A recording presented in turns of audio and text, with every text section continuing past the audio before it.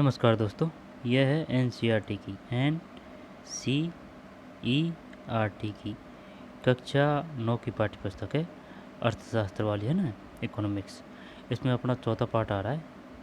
तो चलिए हर एक फैक्ट को, हर एक लाइन को आराम से समझते हुए याद करते हुए चलेंगे, क्योंकि एनसीईआरटी व ऑथेंटिक जो भी बुक है उन वो सभी काफ़ी महत्वपूर्ण होती है। तो ये ऑथेंटिक ही बुक है, सरकारी बुक है। तो चलिए हर एक लाइन को आराम से समझते हुए चलेंगे, क्योंकि लाइन की लाइन उठा के दे दी जाती है। ठीक है ना। अब ये दे दिया, चलिए बताइए किस दशक में खाद्य सुरक्षा का अर्थ परिभाषित किया गया था? 1970, 1980, 1990, 1960, 1970। ऐसे कैसे भी किसी प्रकार से भी क्वेश्चन दे सकते हैं। तो चलिए शुरू करते हैं। भारत में खाद्य सुरक्षा। अवलोकन। खाद्य सुरक्षा करता है सभी लोगों के लिए सदैव भोजन की उपलब्धता, पहुँच और उसे प्राप्त करने का सामर्थ्य। जब भी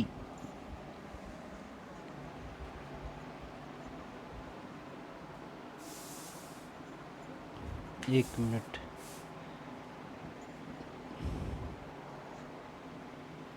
जबकि अनाज के उत्पादन या उसके वितरण की समस्या आती है तो सहजी निर्धन परिवार इससे अधिक प्रभावित होते हैं।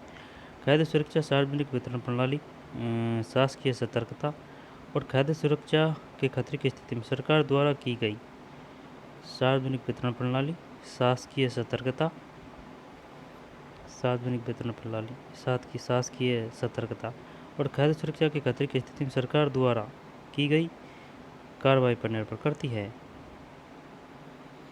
अवलोकन। खाद्य सुरक्षा करता है सभी लोगों के लिए सदैव भोजन की उपलब्धता, पहुंच और उसे प्राप्त करने का सामर्थ्य। जब भी अनाज के उत्पादन या उसके वितरण की समस्या आती है तो सहजी निर्धन परिवार इससे अधिक प्रभावित होते हैं। खाद्य सुरक्षा, सार्वजनिक वितरण प्रणाली, शासकीय सतर्कता और खाद्य सुरक्षा के खतरे की स्थिति में सरकार द्वारा की गई कार्रवाई पर निर्भर करती है। भारत में खाद्य सुरक्षा। खाद्य सुरक्षा क्या है? ठीक है, जीवन के लिए भोजन उतना ही आवश्यक है जितना कि सांस लेने के लिए वायु। लेकिन खाद्य सुरक्षा मात्र 2 जून की रोटी पाना नहीं है, बल्कि उससे कहीं अधिक है। खाद्य सुरक्षा मात्र 2 जून की रोटी पाना नहीं है, बल्कि उससे कहीं अधिक है। खाद्य सुरक्षा के निम्नलिखित आयाम है। खाद्य उपलब्धता का तात्पर्य देश में खाद्य उत्पादन, खाद्य आयात और सरकारी अनाज भंडारों से संचित पिछले वर्षों के स्टॉक से है। खाद्य उपलब्धता का तात्पर्य देश में खाद्य उत्पादन, खाद्य आयात और सरकारी अनाज भंडारों में संचित पिछले वर्षों के स्टॉक से है। अगला एक है पहुँच का अर्थ है खाद्य प्रत्येक व्यक्ति को मिलता रहे। सामर्थ्य करता है लोगों के पास अपनी भोजन आवश्यकताओं को पूरा करने के लिए पर्याप्त और पौष्टिक भोजन खरीदने के लिए धन उपलब्ध हो। ठीक है ना। खाद्य सुरक्षा क्या है? खाद्य उपलब्धता का तात्पर्य देश में खाद्य उत्पादन, खाद्य आयात और सरकारी अनाज भंडारों में संचित पिछले वर्षों के स्टॉक से है। पहुँच का अर्थ है कि खाद्य प्रत्येक व्यक्ति को मिलता रहे। सामर्थ्य करता है कि लोगों के पास अपनी भोजन आवश्यकताओं को पूरा करने के लिए पर्याप्त और पौष्टिक भोजन खरीदने के लिए धन उपलब्ध हो। किसी देश में खाद्य सुरक्षा केवल तभी सुनिश्चित होती है जब सभी लोगों के लिए पर्याप्त खाद्य उपलब्ध हो। सभी लोगों के लिए पर्याप्त खाद्य उपलब्ध हो। किसी देश में खाद्य सुरक्षा केवल तभी सुनिश्चित होती है जब सभी लोगों के लिए पर्याप्त खाद्य उपलब्ध हो। सभी लोगों के पास स्वीकार्य गुणवत्ता के साथ पदार्थ खरीदने की क्षमता हो। सभी लोगों के लिए पर्याप्त खाद्य उपलब्ध हो, है ना। दूसरा है सभी लोगों के पास स्वीकार्य गुणवत्ता के खाद्य पदार्थ खरीदने की क्षमता हो और खाद्य की उपलब्धता में कोई बाधा नहीं हो।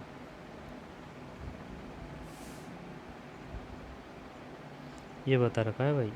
यहाँ से ना वो वाले क्वेश्चन आएंगे कथन कारण वाले। तो बताइए कथन कारण की पुष्टि कर रहा है या नहीं कर रहा है, ये दोनों कथन सत्य हैं या असत्य हैं, ऐसे आएगा। खाद्य सुरक्षा क्या है? खाद्य सुरक्षा, सार्वजनिक वितरण प्रणाली, शासकीय सतर्कता और खाद्य सुरक्षा के खतरे की स्थिति में सरकार द्वारा की गई कार्रवाई पर निर्भर करती है ना। तो क, ख और ग। अब सभी लोगों के लिए पर्याप्त खाद्य उपलब्ध हो, सभी लोगों के पास स्वीकार्य गुणवत्ता के खाद्य पदार्थ खरीदने की क्षमता हो और खाद्य की उपलब्धता में कोई बाधा नहीं हो। सभी लोगों के लिए पर्याप्त खाद्य उपलब्ध हो, सभी लोगों के पास स्वीकार्य गुणवत्ता के खाद्य पदार्थ खरीदने की क्षमता हो। ठीक है ना। अब आते हैं खाद्य सुरक्षा क्यों है, यानी कि क्यों जरूरी है खाद्य सुरक्षा। समाज का अधिक वर्ग तो हर समय खाद्य असुरक्षा से ग्रस्त हो सकता है, परंतु जब देश भूकंप, सूखा, बाढ़, सुनामी, फसलों के खराब होने से पैदा हुए अकाल आदि राष्ट्रीय आपदाओं से गुजर रहा हो तो निर्धनता रेखा से ऊपर के लोग भी खाद्य असुरक्षा से ग्रस्त हो सकते हैं।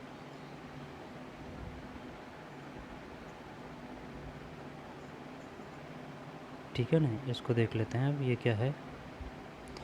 1970 के दशक में खाद्य सुरक्षा का अर्थ था आधारित खाद्य पदार्थों की सदैव पर्याप्त उपलब्धता। संयुक्त राज्य 1975 खाद्य सुरक्षा का अर्थ था आधारित खाद्य पदार्थों की सदैव पर्याप्त उपलब्धता।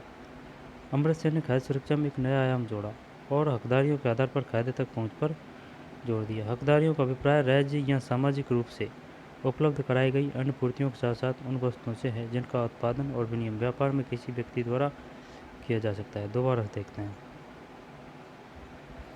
1970 के दशक में खाद्य सुरक्षा का अर्थ था आधारित खाद्य पदार्थों की सदैव पर्याप्त उपलब्धता। संयुक्त राज्य 1975। अमृतसर ने खाद्य सुरक्षा में एक नया आयाम जोड़ा और हकदारियों के आधार पर खाद्य तक पहुंच पर जोर दिया।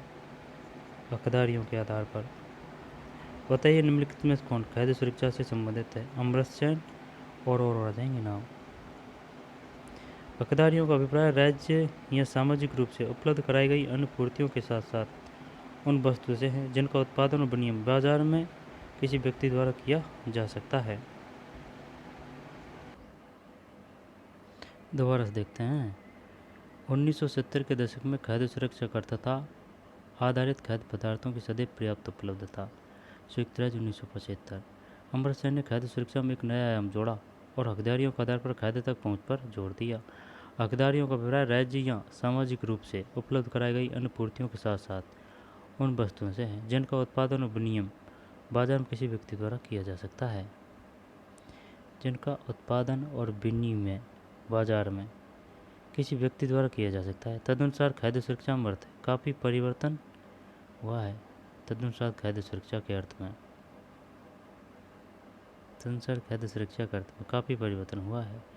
विश्व खाद्य शिखर सम्मेलन 1995 में यह घोषणा की गई कि तदनुसार खाद्य सुरक्षा के अर्थ में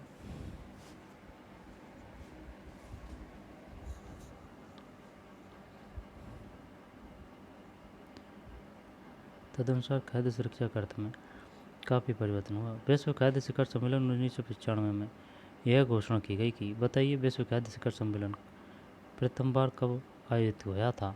1995 में। क्योंकि व्यक्ति के पारिवारिक, क्षेत्रीय, राष्ट्रीय तथा वैश्विक स्तर पर खाद्य सुरक्षा का स्तर तभी है जब सक्रिय और स्वस्थ जीवन व्यतीत करने के लिए आहार संबंधी जरूरतों और खाद्य पदार्थों को पूरा करने के लिए पर्याप्त, सुरक्षित एवं पौष्टिक खाद्य तक सभी लोगों की भौतिक व आर्थिक पहुँच सदैव हो। खाद्य एवं कृषि संगठन 1996 प्रश्न 3। इसके अतिरिक्त घोषणा में यह भी स्वीकार किया गया कि खाद्य तक पहुँच बढ़ाने में निर्धनता का उन्मूलन किया जाना परम आवश्यक है। ठीक है, दोबारा देखते हैं। खाद्य सुरक्षा क्यों। जीवन के लिए भोजन उतना ही आवश्यक है जितना कि सांस लेने के लिए वायु। लेकिन खाद्य सुरक्षा मात्र 2 जून की रोटी पाना नहीं है, बल्कि उससे कहीं अधिक है। खाद्य सुरक्षा के लिए निम्नलिखित आयाम है। खाद्य उपलब्धता का तात्पर्य देश में खाद्य उत्पादन, खाद्य आयात और सरकार ने अनाज भंडारों में संचित पिछले वर्षों के स्टॉक से है। पहुँच करता है खाद्य प्रत्येक व्यक्ति को मिलता रहे। सामर्थ्य करता है लोगों के पास अपनी भोजन आवश्यकताओं को पूरा करने के लिए पर्याप्त और पौष्टिक भोजन खरीदने के लिए धन उपलब्ध हो। किसी भी देश में खाद्य सुरक्षा केवल तभी सुनिश्चित होती है जब सभी लोगों के लिए पर्याप्त खाद्य उपलब्ध हो, सभी लोगों के पास स्वीकार्य गुणवत्ता के खाद्य पदार्थ खरीदने की क्षमता हो और खाद्य की उपलब्धता में कोई बाधा नहीं हो। खाद्य सुरक्षा क्यों।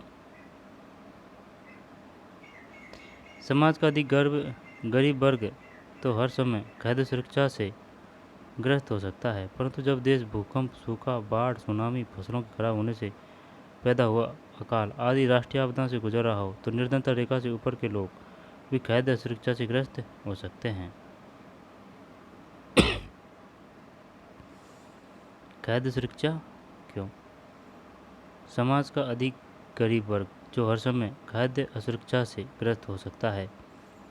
परंतु जब देश भूकंप, सूखा, बाढ़, सुनामी, फसलों के खराब होने से पैदा हुए अकाल आदि राष्ट्रीय आपदा से गुजर रहा हो तो निर्धनता रेखा से ऊपर के लोग भी खाद्य सुरक्षा से ग्रस्त हो सकते हैं। मैं इसके बाद में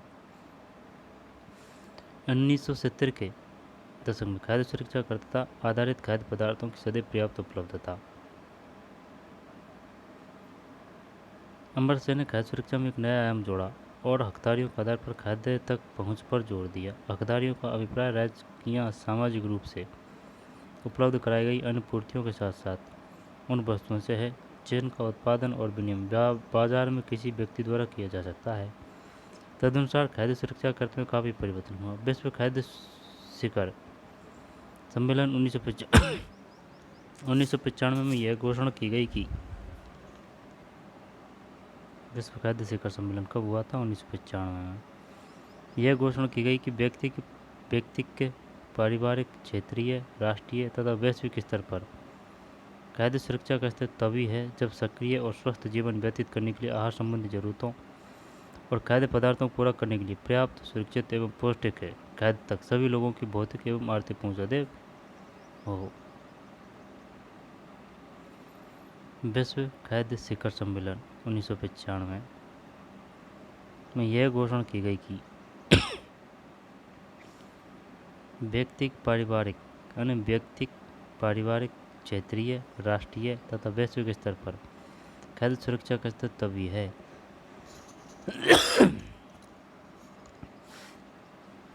जब सक्रिय और स्वस्थ जीवन व्यतीत करने के लिए आहार संबंधी जरूरतों और खाद्य पदार्थों को पूरा करने के लिए पर्याप्त, सुरक्षित एवं पौष्टिक खाद्य तक सभी लोगों की भौतिक एवं आर्थिक पहुँच सदैव हो। खाद्य एवं कृषि संगठन 1996 प्रश्न 3। इसके अतिरिक्त घोषणा में यह भी स्वीकार किया गया था कि खाद्य तक पहुँच बढ़ाने में निर्धनता का उन्मूलन किया जाना परम आवश्यक है। किसी आपदा के समय खाद्य सुरक्षा कैसे प्रभावित होती है?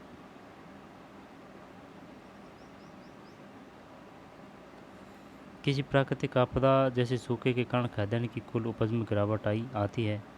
इससे प्रभावित क्षेत्र में खाद्य की कमी हो जाती है। खाद्य की कमी के कारण कीमतें बढ़ जाती है।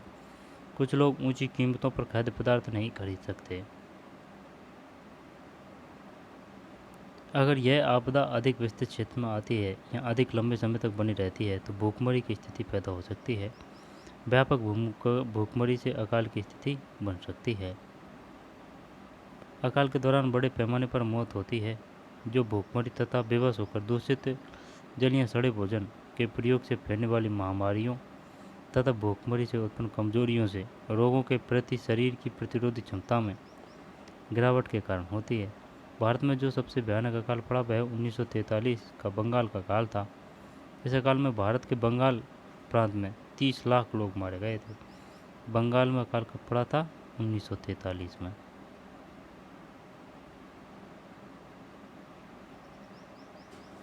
इस अकाल में भारत के बंगाल प्रांत में 30 लाख लोग मारे गए थे।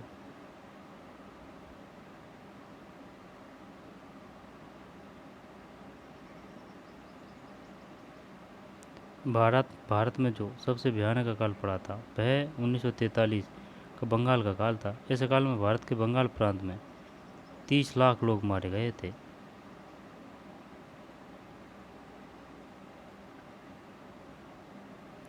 क्या आपको मालूम है कि बंगाल के अकाल से सबसे अधिक कौन लोग प्रभावित हुए? चावल की कीमतों में भारी वृद्धि से खेतीहर मजदूर, मछुआरे, परिवहन कर्मी और अन्य अनियमित श्रमिक सबसे अधिक प्रभावित हुए। इस अकाल में सबसे अधिक वही मरे।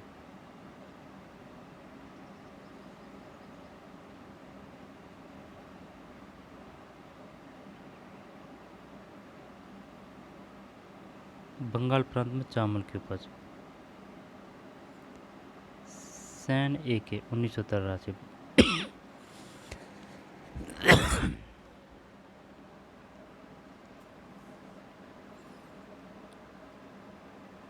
बंगाल प्रांत में चावल की उपज।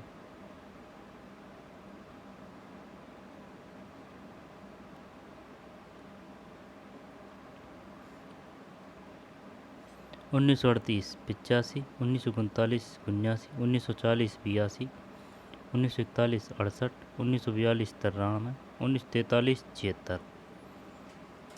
1938 85। कुल उपलब्धता लाख टन। आयात निर्यात 1939 79। आयात 4 लाख टन, निर्यात कुछ नहीं। कुल उपलब्धता लाख टन 83। 1940 82 लाख टन उत्पादन और आयात 3 लाख टन 85। 1941 68 आयात 2 लाख 70। 1942 93 निर्यात किया गया है 1 लाख टन। 92 43 76 आयात लाख टन 79। ठीक है, सिद्धाया का संदर्भ।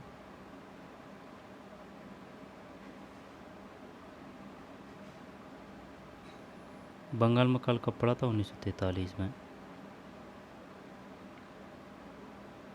85 79 कब पड़ा था? 1943 में ना। जब 43 का देखते हैं, 76 आयात, निर्यात नहीं किया गया था। 42 में किया गया था निर्यात।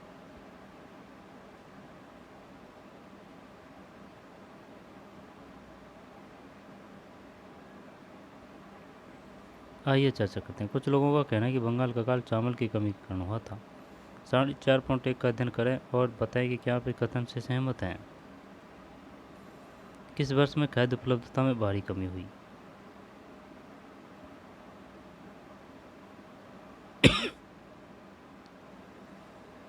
कुछ लोगों का कहना है कि बंगाल का काल चावल की कमी के कारण हुआ।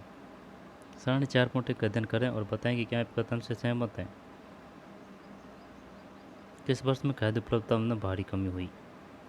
43 में ही हुई थी भाई। 76 लाख टन ही हुआ था ना, 76। जबकि 85 79 82 यार होने को तो वही 68 41 में भी 68 था। तो 41 में जबकि अकाल नहीं पड़ा, आई समझ में। जबकि 1943 में 76 लाख टन उत्पादन हुआ है, जबकि इसमें अकाल पड़ा है। नहीं, चावल की वजह से नहीं।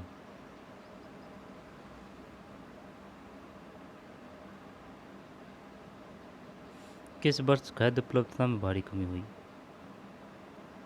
41 में हुई थी, है ना। 43 नहीं, 43 में 76 है। देख, 85 83 85 70 92 79 70 यानी कि 41 68 लाख टन और 43 में 76।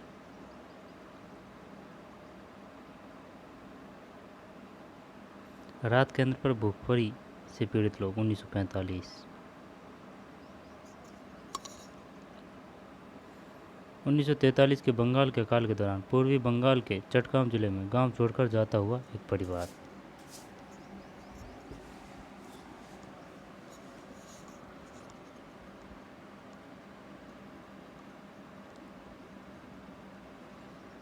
उन्नीस सौ तैंतालीस के बंगाल के अकाल के दौरान पूर्वी बंगाल के चटगांव जिले में गांव छोड़कर जाता हुआ एक परिवार।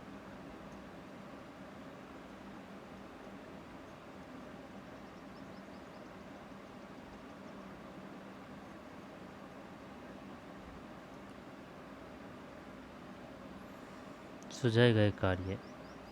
चित्र 4.1 में क्या आप क्या देखते हैं? पहले चित्र में कौन सा आयु वर्ग दिख रहा है?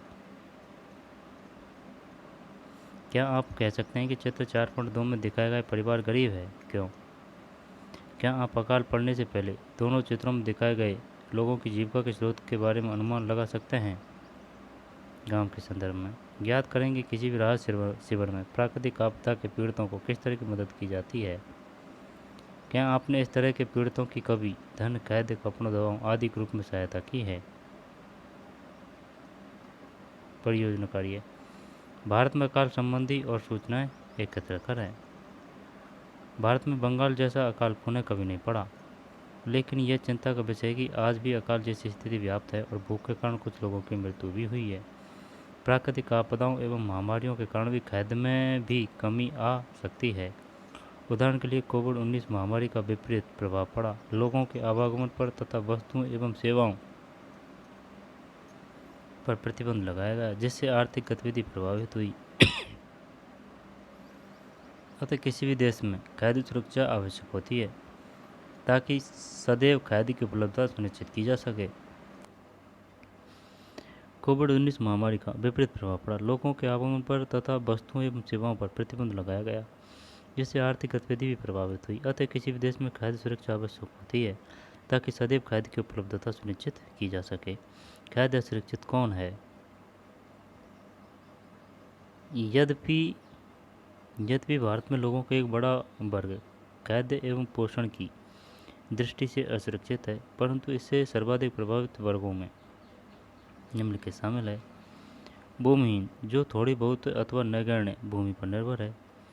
पारंपरिक दस्तकार, पारंपरिक सेवाएं प्रदान करने वाले लोग, अपना छोटा मोटा काम करने वाले कामगार और निराश्रित तथा बेकारी।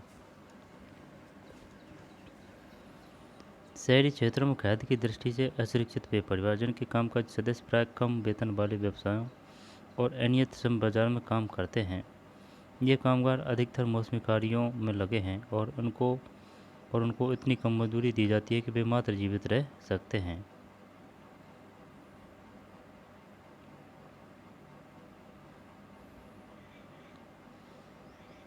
ये खाद्य से सुरक्षित है। वो देगा ऑप्शन देगा वो 1 2 3 4 ABCD। बताइए निम्नलिखित में से कौन खाद्य से असुरक्षित है। ये है या फिर ये है या फिर ये है या फिर ये है। यद्यपि भारत में लोगों का एक बड़ा वर्ग खाद्य एवं पोषण की दृष्टि से असुरक्षित है, परंतु इससे सर्वाधिक प्रभावित वर्गों में निम्नलिखित शामिल है। भूमिहीन, जो थोड़ी बहुत अथवा नगण्य भूमि पर निर्भर है, एक तो ये है। दूसरा, पारिवारिक दस्तकार, पारंपरिक सेवाएं प्रदान करने वाले लोग, पारंपरिक यानी कि प्राचीन काल से। अपना छोटा मोटा काम करने वाले कामगार और निराश्रित तथा बेकारी। शहरी क्षेत्रों में खाद्य की दृष्टि से असुरक्षित वे परिवार जिनकी कामकाजी सदस्य प्राय कम वेतन वाले व्यवसायों और अनियमित श्रम बाजार में काम करते हैं। ये कामगार अधिकतर मौसमी कार्यों में लगे हैं और उनको इतनी कम मजदूरी दी जाती है कि वे मात्र जीवित रह सकते हैं। रामू की कहानी।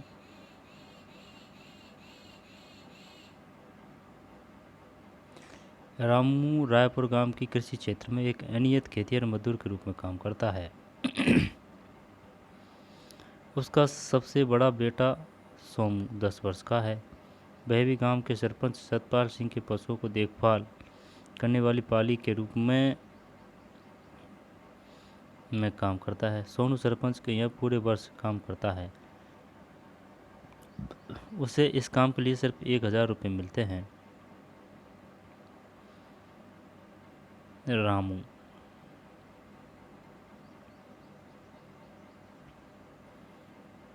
बेटे का नाम क्या है। सोमू।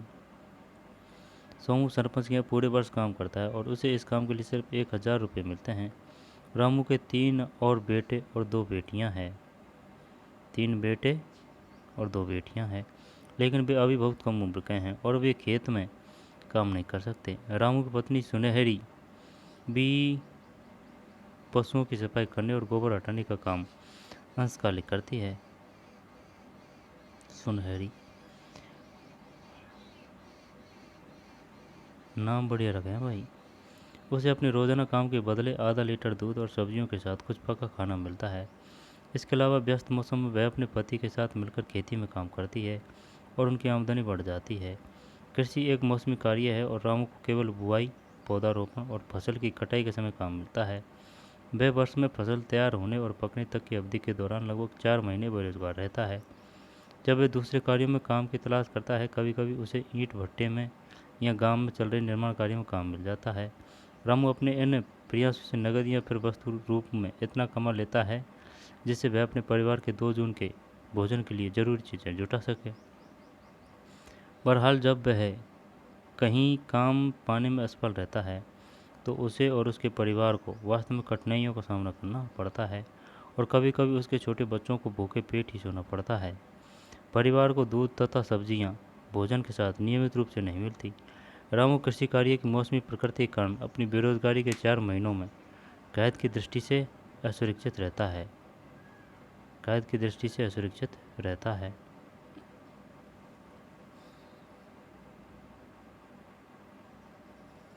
आइए चर्चा करें, कृषि एक मौसमी क्रिया क्यों है।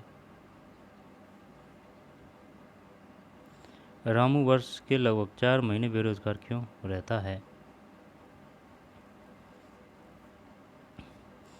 कृषि एक मौसमी क्रिया क्यों है। रामू वर्ष के लगभग 4 महीने बेरोजगार क्यों रहता है। जब रामू बेरोजगार होता है तो वह क्या करता है। जब रामू बेरोजगार होता है तो वह क्या करता है।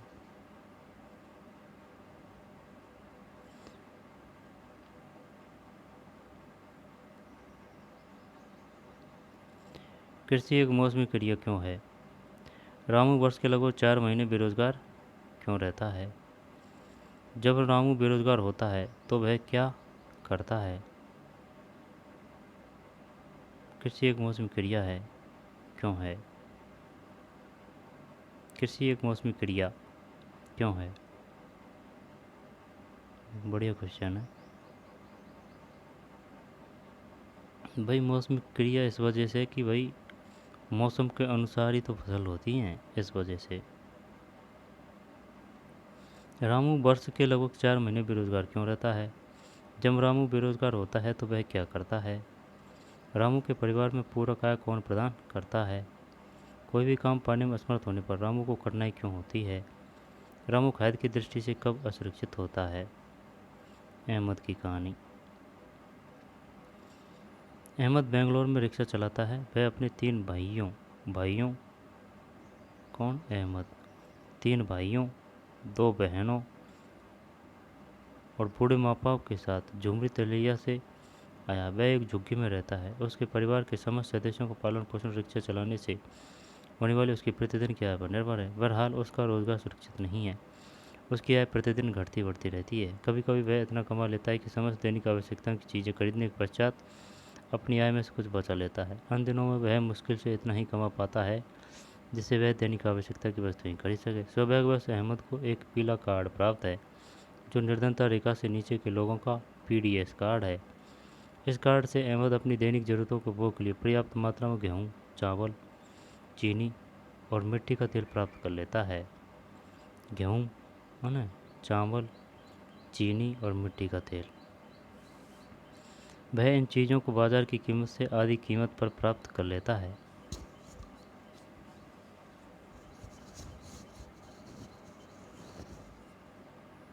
वह अपना मासिक भंडार उस विशेष दिन खरीदता है जिस दिन दुकान निर्धनता रेखा के नीचे के लोगों के लिए खुलती है। इस तरह अहमद अपनी इस अपर्याप्त आय से अपने बड़े परिवार का किसी तरह पालन पोषण कर रहा है जहां वह अकेला कमाने वाला सदस्य है।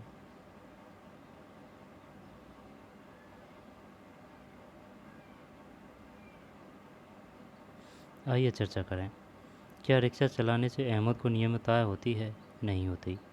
रिक्शा चलाने से होने वाली थोड़ी सी आय के बावजूद पीला कार्ड अहमद को अपना परिवार चलाने में कैसे मदद कर रहा है। रामू कैद की दृष्टि से कब असुरक्षित होता है।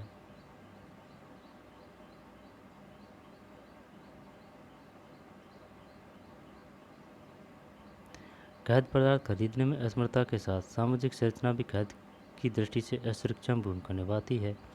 अनुसूचित जाति, अनुसूचित जनजाति और अन्य पिछड़ी जातियों के कुछ वर्ग, इनमें से निचली जातियों का या तो भूमि का आधार कमज़ोर होता है यहाँ पर उनकी भूमि की उत्पादकता बहुत कम होती है।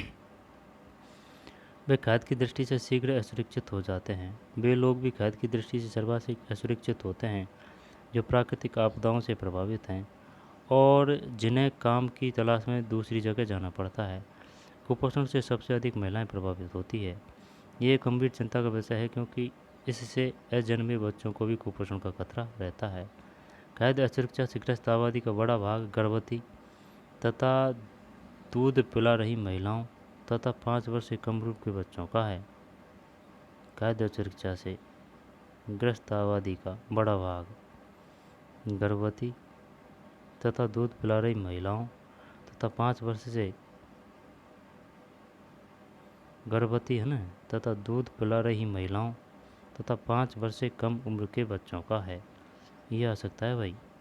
ये बताइए निम्नलिखित में से कौन सा वर्ग खाद्य असुरक्षा से सबसे ज़्यादा ग्रस्त है? गर्भवती महिला तथा दूध पिला रही महिलाओं 5 वर्ष से कम उम्र के बच्चों का है। देश के कुछ क्षेत्रों जैसे कि आर्थिक रूप से पिछड़े राज्य जहां गरीबी अधिक है, आदिवासी और सुदूर क्षेत्र, प्राकृतिक आपदाओं से बार बार प्रभावित होने वाले क्षेत्र आदि में खाद्य की दृष्टि से असुरक्षित लोगों की संख्या आनुपातिक रूप से बहुत अधिक है।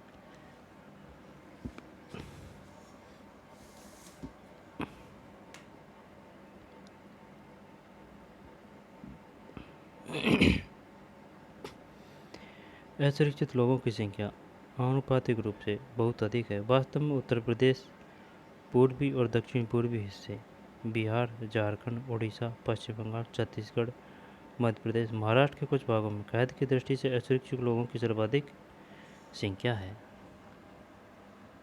ठीक। गरीबी अधिक है।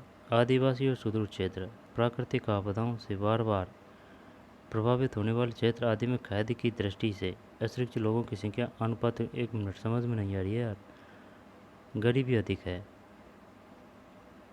आर्थिक रूप से पिछड़े राज्य जहां गरीबी अधिक है, आदिवासी और सुदूर क्षेत्र, प्राकृतिक आपदाओं से बार बार प्रभावित होने वाले क्षेत्र आदि में खाद्य की दृष्टि से असुरक्षित लोगों की संख्या अनुपात रूप से बहुत अधिक है।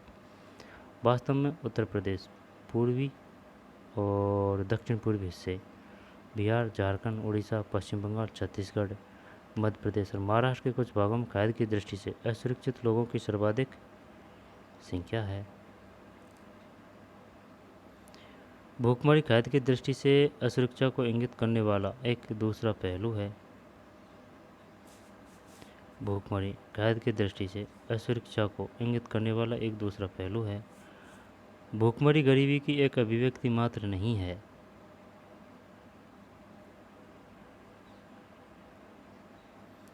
भूखमरी खाद्य की दृष्टि से असुरक्षा को इंगित करने वाला एक दूसरा पहलू है। भूखमरी गरीबी की एक अभिव्यक्ति मात्र नहीं है, ये गरीबी लाती है। इस तरह खाद्य की दृष्टि से सुरक्षित होने से वर्तमान में भूखमरी समाप्त हो जाती है। दोबारा देखते हैं। भूखमरी खाद्य की दृष्टि से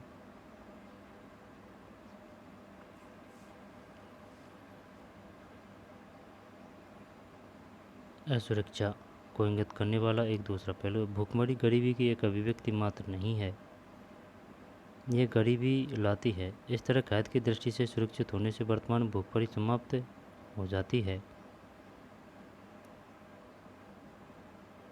और भविष्य में भूखमरी का खतरा कम हो जाता है। भूखमरी के दीर्घकालीन और मौसमी आयाम होते हैं। दीर्घकालिक भूखमरी मात्रा एवं गुणवत्ता के आधार पर अपर्याप्त आहार ग्रहण करने के कारण होती है। गरीब लोग अपनी अत्यंत निम्न आय और जीवित रहने के लिए खाद्य पदार्थ खरीदने में अक्षमता के कारण दीर्घकालीन भूखमरी से ग्रस्त होते हैं। मौसमी भूखमरी फसल उपजाने और काटने के चक्र से संबंध है। यह ग्रामीण क्षेत्रों की कृषि क्रियाओं की मौसमी प्रकृति के कारण तथा नगरीय क्षेत्रों में अनियमित श्रम के कारण होती है। जैसे बरसात के मौसम में अनियमित निर्माण श्रमिकों को कम काम रहता है।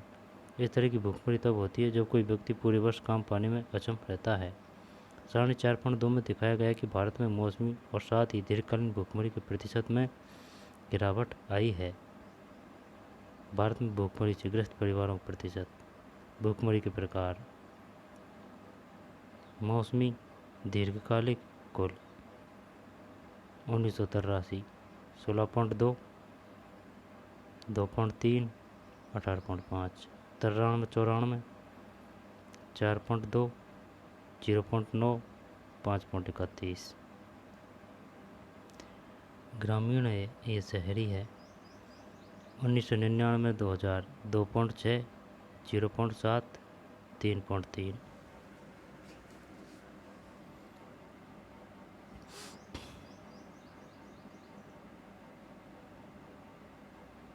भूखमरी के प्रकार।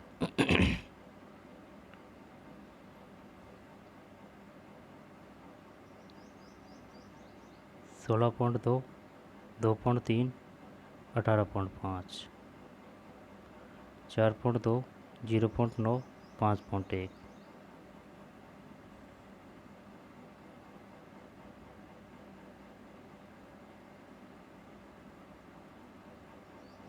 बताइए 1993-94 में मौसमी भूखमरी का कितना परसेंट था? 4.2। जब 16 है ना 83 में, फिर 10 साल बाद में 4.2, फिर 4-5 साल बाद में 2.6।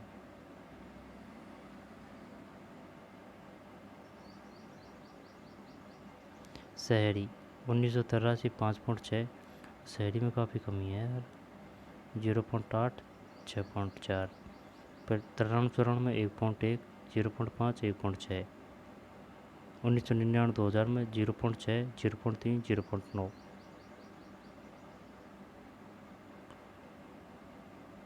510 है ना, 1642।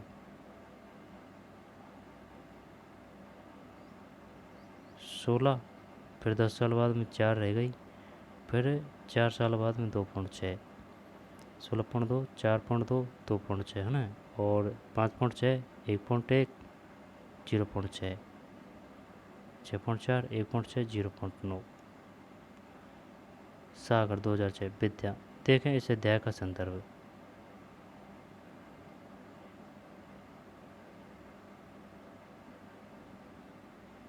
स्वतंत्रता के बाद खाद्यान्नों में आत्मनिर्भरता होना भारत का लक्ष्य रहा है।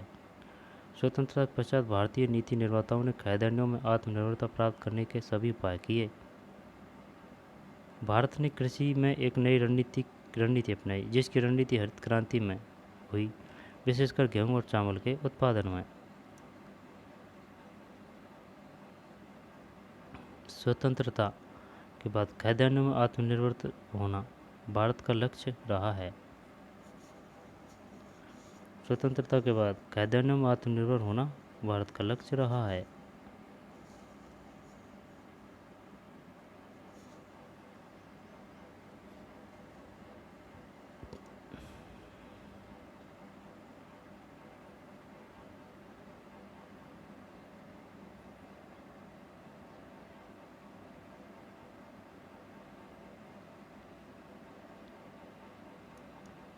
स्वतंत्रता के बाद खाद्यान्नों में आत्मनिर्भर होना भारत का एक लक्ष्य रहा है।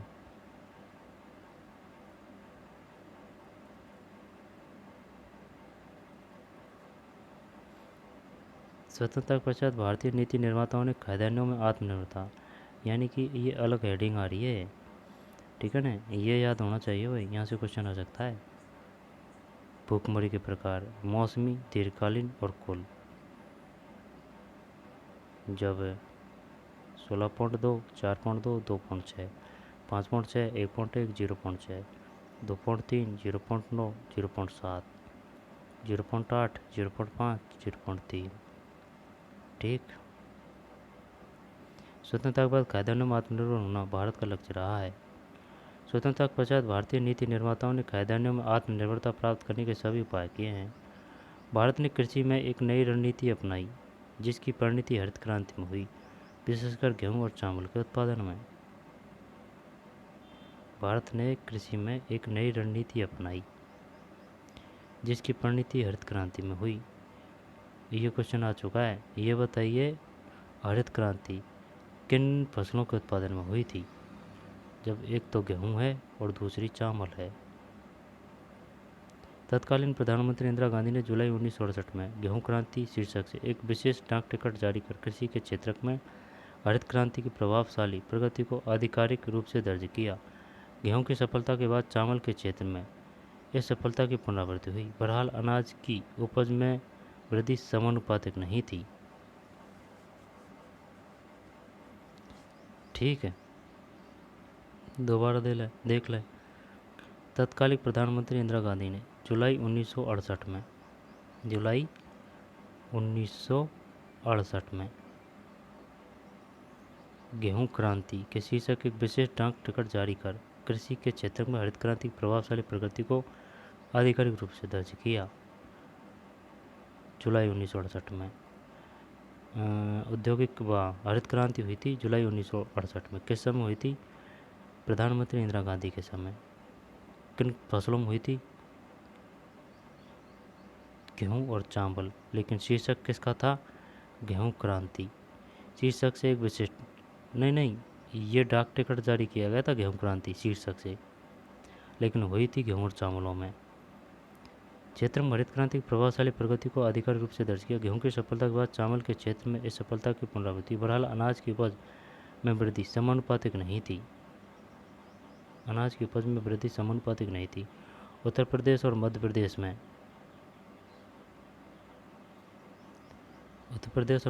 में सर्वाधिक वृद्धि हुई, क्योंकि 44.01 और 30.21 करोड़ टन क्रमशः उत्तर प्रदेश में 44.01, मध्य प्रदेश में 30.21, यही है ना।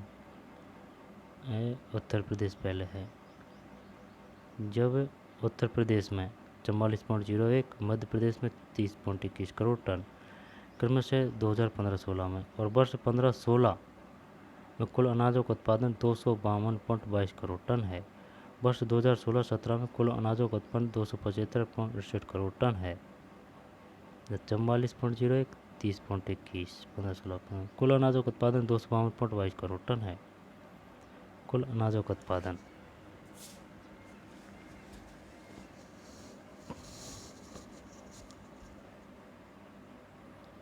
वर्ष 2016-17 में कुल अनाजों का उत्पादन 275.68 करोड़ टन है। 2015-16 में हुआ था 252.22, 252 पॉइंट कितना है? 22 है। ये कब का हुआ है? ये 15-16 का हुआ है। और 16-17 में 275.68 करोड़ टन है। गेहूं के उत्पादन में उत्तर प्रदेश एवं मध्य प्रदेश में उल्लेखनीय वृद्धि हुई। गेहूं के उत्पादन में, जो कि उत्तर प्रदेश में 26.87 और मध्य प्रदेश में 17.69 करोड़ टन। ये बताइए, हरित क्रांति के समय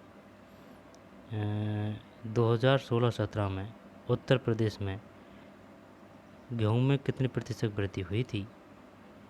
26.87, और मध्य प्रदेश में 17.69।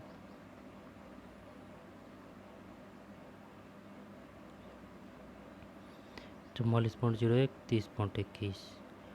फिर 2015-16 में 252, 16-17 में 275, और गेहूं के उत्पादन में उत्तर प्रदेश मध्य प्रदेश में 26.87, 17.69 क्रमशः 2015-16 में। दूसरी तरफ पश्चिम बंगाल एवं उत्तर प्रदेश में चावल के उत्पादन में उल्लेखनीय वृद्धि, जो कि 15.75 एवं 12.51 करोड़ टन क्रमशः 15-16 में है।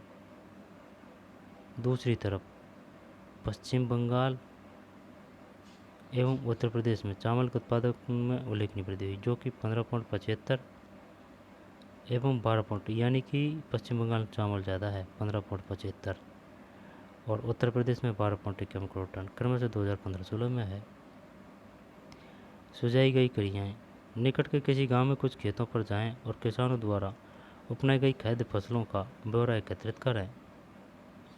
सुझाई गई क्रियाएँ। निकट के किसी गांव में कुछ खेतों पर जाएं और किसानों द्वारा उपजाई गई खाद्य फसलों का ब्यौरा एकत्रित करें। भारत में खाद्य सुरक्षा। अब आ रहा है अपना चैप्टर। खाद्य सुरक्षा को PDS भी बोलते हैं।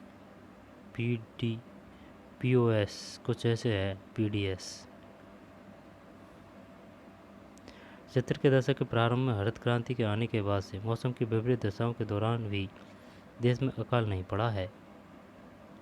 देश भर में उपजाई जाने वाली विविध फसलों के कारण भारत पिछले 30 वर्षों के दौरान खाद्यान्नों के मामले में आत्मनिर्भर बन गया है।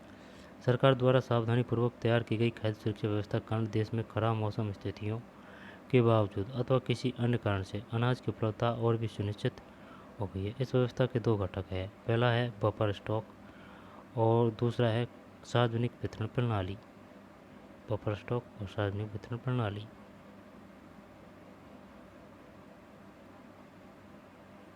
भारत में अनाज की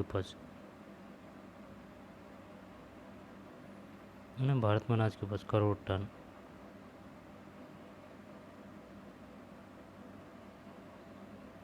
कृषि निगम और किसान कल्याण विभाग वार्षिक रिपोर्ट 2020-21 जब 1960-61 में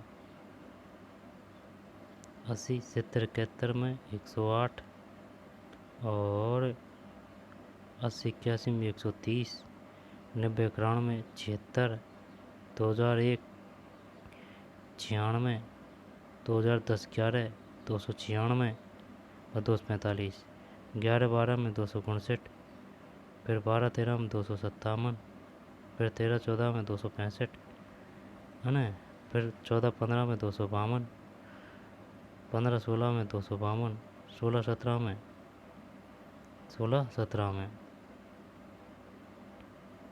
16-17 में 276, 17-18 में 277, फिर 18-19 में 81, 281, 19-20 में 297 और 20-21 में 303।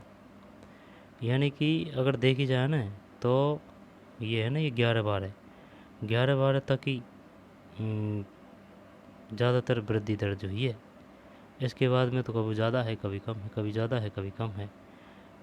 कब है? 2010-11 तक, नहीं 2011-12 तक है ना, 2011-12 तक। इसके बाद में तो कभी ज़्यादा है, कभी कम है। देख ले, 11-12 में 259 थी और अब 20-21 में 303 है।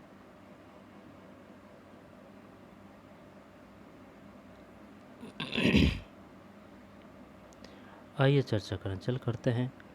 आरेख 4.1 का अध्ययन करें और निम्नलिखित प्रश्नों के उत्तर में हमारे देश में किस वर्ष में अनाज उत्पादन 200 करोड़ टन प्रति वर्ष से अधिक हुआ है? 200 करोड़ से,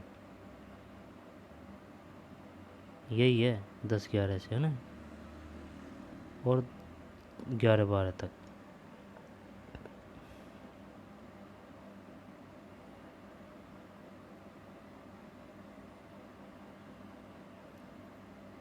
भारत में किस दशक में अनाज उत्पादन में सर्वाधिक दर की वृद्धि हुई है? क्या 2000 और 2001 में भारत में उत्पादन वृद्धि स्थायी है? बफर स्टॉक क्या है?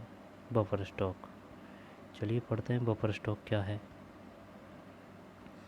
बफर स्टॉक भारतीय खाद्य निगम FCI के माध्यम से सरकार द्वारा अधिप्राप्त अनाज, गेहूँ और चावल का भंडार है। भारतीय खाद्य निगम अधिशेष उत्पादन वाले राज्यों में किसानों से गेहूँ और चावल खरीदता है। किसानों को उनकी फसल के लिए पहले से घोषित कीमत दी जाती है। इस मूल्य को न्यूनतम समर्थित कीमत कहा जाता है। न्यूनतम समर्थित कीमत। इन फसलों के उत्पादन को प्रोत्साहन देने के उद्देश्य से बुआई के मौसम से पहले सरकार न्यूनतम समर्थन कीमत की घोषणा करती है। खरीदे हुए अनाज खाद्य भंडारों में रखे जाते हैं। क्या आप जानते हैं कि सरकार बफर स्टॉक क्यों बनाती है? ऐसा कमी वाले क्षेत्रों में और समाज के गरीब वर्गों में बाजार कीमत से कम कीमत पर अनाज के वितरण के लिए किया जाता है। इस कीमत को निर्गम कीमत भी कहते हैं। निर्गम कीमत क्या है? ऐसा कमी वाले क्षेत्रों में और समाज के गरीब वर्गों में बाजार कीमत से कम कीमत पर अनाज के वितरण के लिए किया जाता है। इस कीमत को निर्गम कीमत कहते हैं। ये आ सकता है भाई। निर्गम कीमत किसे कहते हैं? निर्गम कीमत, निर्गम कीमत, निर्गम कीमत, निर्गम कीमत किसे कहते हैं? यह खराब मौसम में या फिर आपदा काल में अनाज की कमी की समस्या हल करने में भी मदद करता है।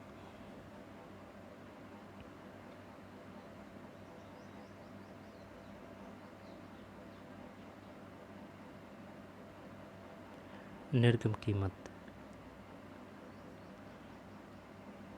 इस कीमत को निर्गम कीमत भी कहते हैं। बाजार की कीमत से कम कीमत पर अनाज के वितरण के लिए किया जाता है। इस कीमत को निर्गम कीमत भी कहते हैं। यह खराब मौसम में या फिर आपदा काल में अनाज की कमी की समस्या हल करने में मदद करता है। सही है, ये आ सकता है, आएगा क्वेश्चन। निर्गम कीमत क्या है? सार्वजनिक वितरण प्रणाली क्या है? ठीक है ना। भारतीय खाद्य निगम द्वारा अधिप्राप्त अनाज को सरकार विनियमित राशन दुकानों के माध्यम से समाज के गरीब वर्गों में वितरित करती है। सार्वजनिक वितरण प्रणाली PDS,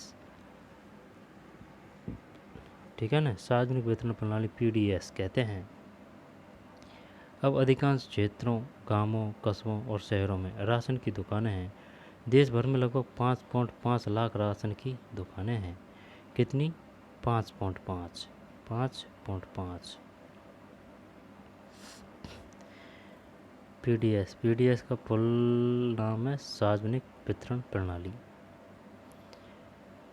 5.5 लाख राशन की दुकान है। राशन की दुकानों में, जिन्हें उचित दर वाली दुकानें कहा जाता है, चीनी, खाद्यान्न और खाना पकाने के लिए मिट्टी के तेल का भंडार होता है। ये सब बाज़ार कीमत से कम कीमत पर लोगों को बेचा जाता है। ये सब बाज़ार कीमत से कम कीमत पर। राशन कार्ड रखने वाला कोई भी परिवार प्रतिमाह उनकी एक अनुबंधित मात्रा, जैसे 35 किलोग्राम अनाज, है ना, 5 लीटर मिट्टी का तेल, 5 किलोग्राम चीनी आदि निकटवर्ती राशन की दुकान से खरीद सकता है। 35 किलोग्राम अनाज, सही है ना, 5 लीटर मिट्टी का तेल, 35 किलोग्राम अनाज, 35 किलोग्राम अनाज, 5 लीटर मिट्टी का तेल, 5 किलोग्राम चीनी। अब मिट्टी का तेल नहीं मिलता है यार, है ना। 35 किलोग्राम अनाज, 5 लीटर मिट्टी का तेल, 5 किलोग्राम चीनी आदि निकटवर्ती राशन की दुकान से खरीद सकता है। 35, जब इसमें 5 लीटर तो मिट्टी का तेल है ना, और 5 किलोग्राम चीनी, यानी कि कुल कितना होगा? 5 और 5 और 5 10, 10 यानी कि 45। राशन कार्ड 3 प्रकार के होते हैं। निर्धनों में भी, निर्धन लोगों के लिए अंत्योदय कार्ड, निर्धनता रेखा से नीचे के लोगों के लिए BPL कार्ड और अन्य लोगों के लिए APL कार्ड। अंत्योदय कार्ड, है ना, और BPL कार्ड। सुझाई गई क्रियाएं। अपने इलाके की राशन दुकान पर जाएं और वहां से निम्नलिखित ब्यौरा प्राप्त करें। राशन की दुकान कब खुलती है? राशन की दुकान पर कौन कौन सी चीज़ें बेची जाती है? राशन की दुकान के चावल और चीनी निर्धरता की रेखा से नीचे वाले परिवारों के लिए की कीमत की तुलना किस अन्य किराने की दुकान की कीमतों से करें? पता लगाएं। क्या आपके पास राशन कार्ड है लेकिन दूसरा है, इस राशन कार्ड से आपके परिवार ने हाल में कौन सी चीज़ खरीदी है? ठीक, क्या उन्हें किसी तरह की समस्या का सामना करना पड़ता है? राशन की दुकानें क्यों ज़रूरी है? राष्ट्रीय उत्पादन एवं वितरण योजना, उचित दर राशन की दुकान, सर्कल नंबर 9।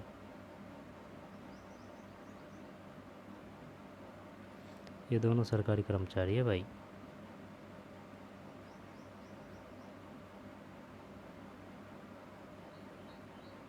फिर भारत में राशन व्यवस्था की शुरुआत बंगाल के अकाल की पृष्ठभूमि में 1940 के दशक में हुई। ठीक है ना, राशन व्यवस्था की शुरुआत बंगाल के अकाल की पृष्ठभूमि में 1940 के दशक में हुई। हरित क्रांति से पूर्व भारी खाद्य संकट के कारण 60 के दशक के दौरान राशन प्रणाली पुनर्जीवित की गई। गरीब के उच्च स्तरों को ध्यान में रखते हुए 70 के दशक के मध्य NSSO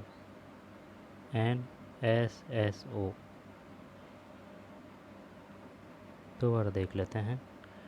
भारत में राशन व्यवस्था की शुरुआत बंगाल के अकाल की पृष्ठभूमि 1940 के दशक में हुई। हरित क्रांति से पूर्व भारी खाद्य संकट के कारण 60 के दशक के दौरान राशन प्रणाली पुनर्जीवित की गई।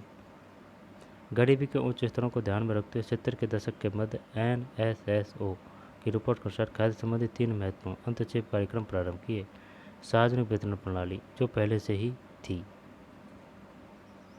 सार्वजनिक वितरण जो पहले से ही थी, लेकिन उसे और मजबूत किया गया। सार्वजनिक वितरण प्रणाली जो पहले से ही थी, लेकिन उसे और मजबूत किया गया।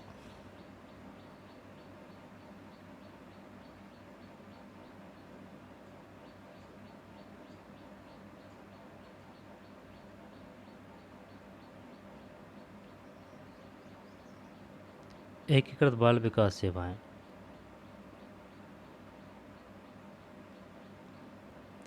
दोबारा देख लो ना।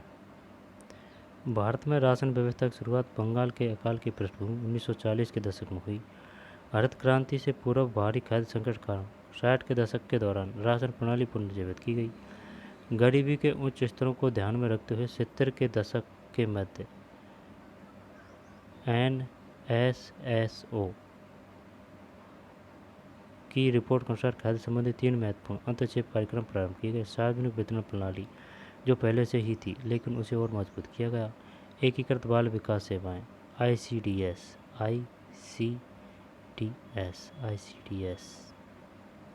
जो प्रायोगिक आधार पर 1975 में शुरू की गई।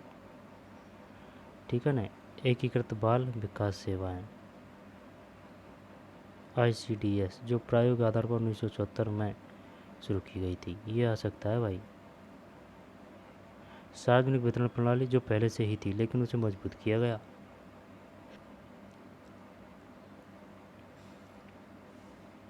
सार्वजनिक वितरण प्रणाली है ना। फिर एकीकृत बाल विकास सेवाएं ICDS जो प्रायोगिक आधार पर 1975 में शुरू की गई। ये आ सकता है। ICDS कब शुरू की गई? 1975 में। एकीकृत बाल विकास सेवाएं, ये है हिंदी में। एकीकृत बाल विकास सेवाएं 1975 में। और राशन व्यवस्था की शुरुआत बंगाल के अकाल की पृष्ठभूमि में 1940 के दशक में हुई। और 70 के दशक के मध्य NSSO की रिपोर्ट के अनुसार खाद्य संबंधी 3 महत्वपूर्ण अंतक्षेप कार्यक्रम प्रारंभ किए गए। 70 के दशक के मध्य सार्वजनिक वितरण प्रणाली है ना। एकीकृत बाल विकास सेवाएं और काम के बदले अनाज, ये कब शुरू की गई? 70 के दशक के मध्य NSSO की रिपोर्ट के अनुसार खाद्य संबंधी 3 महत्वपूर्ण अंतक्षेप कार्यक्रम प्रारंभ किए गए 70 के दशक के मध्य। जब पहली तो है सार्वजनिक वितरण प्रणाली है ना। इसके बाद में एकीकृत बाल विकास सेवाएं ICDS 1975 में शुरू की गई। और थर्ड है काम के बदले अनाज FFW 1977-78 में आरंभ। यहाँ से क्वेश्चन आएगा। सार्वजनिक वितरण प्रणाली, एकीकृत बाल विकास सेवाएं ICDS 1975 में शुरू की गई। काम के बदले अनाज FFW 1977-78। इन वर्षों में कई नए कार्यक्रम शुरू किए गए और कार्यक्रमों को चलाने के बढ़ते अनुभवों के आधार पर अन्य कार्यक्रमों का पुनर्गठन किया गया। वर्तमान में अनेक गरीबी उन्मूलन कार्यक्रम PAP चल रहे हैं जो अधिकतर ग्रामीण क्षेत्रों में है। गरीबी उन्मूलन कार्यक्रम है, उनको भी बोलते हैं PAP, गरीबी उन्मूलन कार्यक्रम, जो अधिकतर ग्रामीण क्षेत्रों में है। इनमें स्पष्ट रूप से घटक खाद्य भी है, जहां सार्वजनिक वितरण प्रणाली, दोपहर का भोजन आदि विशेष रूप से खाद्य की दृष्टि से सुरक्षा के कार्यक्रम हैं। अधिकतर PAP भी खाद्य सुरक्षा बढ़ाते हैं। रोजगार कार्यक्रम गरीबों की आय से बढ़ोतरी कर खाद्य सुरक्षा में बड़ा योगदान करते हैं। यह है भाई। जब सार्वजनिक वितरण प्रणाली कब हुई थी? 70 के दशक के मध्य। NSSO की रिपोर्ट। एकीकृत बाल विकास सेवाएं ICDS कब? 1975 में शुरू की गई। 1975।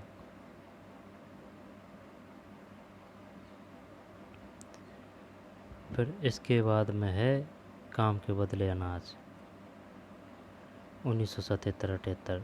FFW बोलते हैं इसको। 1975 एकीकृत बाल विकास सेवाएं, काम के बदले अनाज FFW 1977-78 में।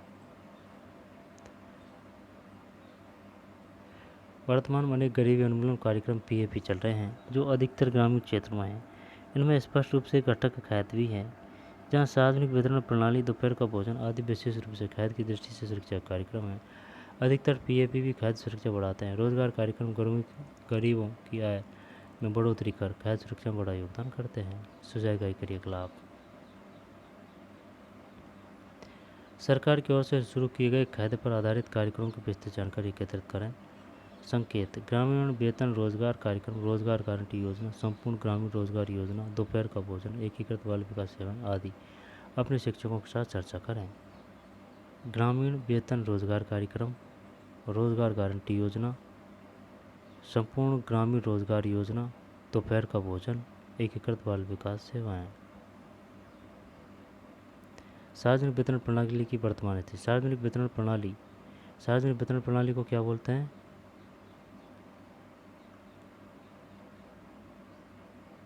PDS, PDS, PDS, PDS. सार्वजनिक वितरण प्रणाली खाद्य सुरक्षा सुनिश्चित करने की दिशा में भारत सरकार का सर्वाधिक महत्वपूर्ण कदम है।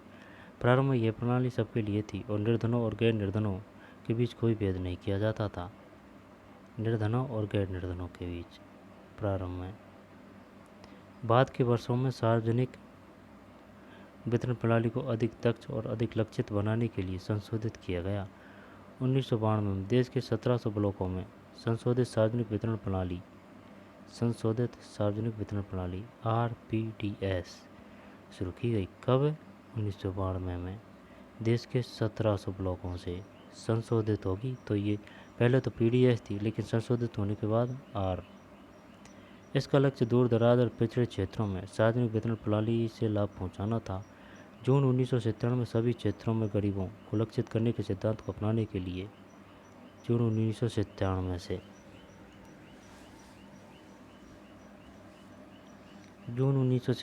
से सभी क्षेत्रों में गरीबों को लक्षित करने के सिद्धांत को अपनाने के लिए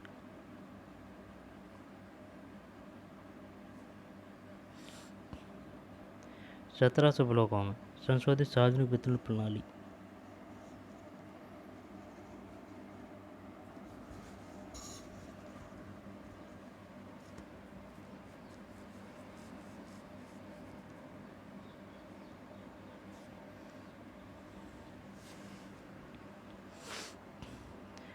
RPDS शुरू की गई।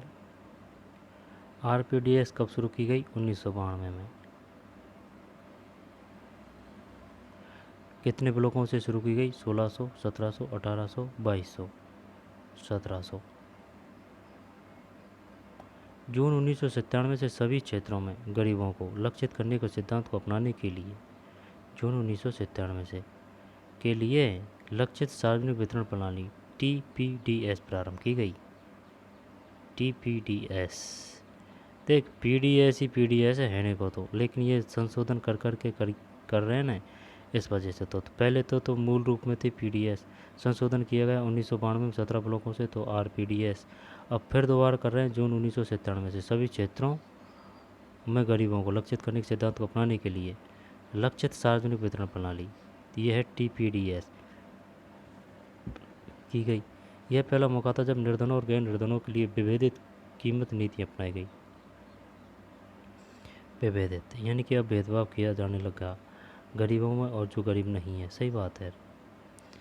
इसके अलावा 2000 में दो विशेष योजनाएं, कब? 2000 में दो विशेष अंत्योदय अन्न योजना और अन्नपूर्णा योजना प्रारंभ की। ये योजनाएं क्रमशः गरीबों में सर्वाधिक गरीब और 3 वरिष्ठ नागरिक समूह पर लक्षित है। इन दोनों योजनाओं का संचालन सार्वजनिक वितरण प्रणाली के वर्तमान नेटवर्क से जोड़ दिया गया है।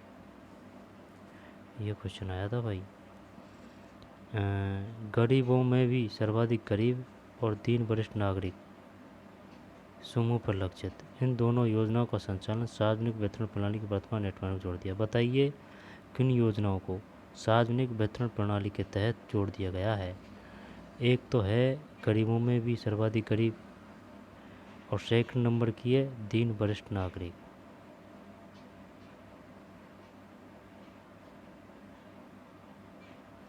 सार्वजनिक वितरण प्रणाली कुछ महत्वपूर्ण विशेषताओं का सारांश सारणी 4 में दिया गया है। इन वर्षों के दौरान सार्वजनिक वितरण प्रणाली मूल्यों को स्थिर बनाने और सामर्थ्य अनुसार कीमतों पर उपभोक्ता को खाद्यान्न उपलब्ध कराने की सरकार की नीति में सर्वाधिक प्रभावी साधन सिद्ध हुई है।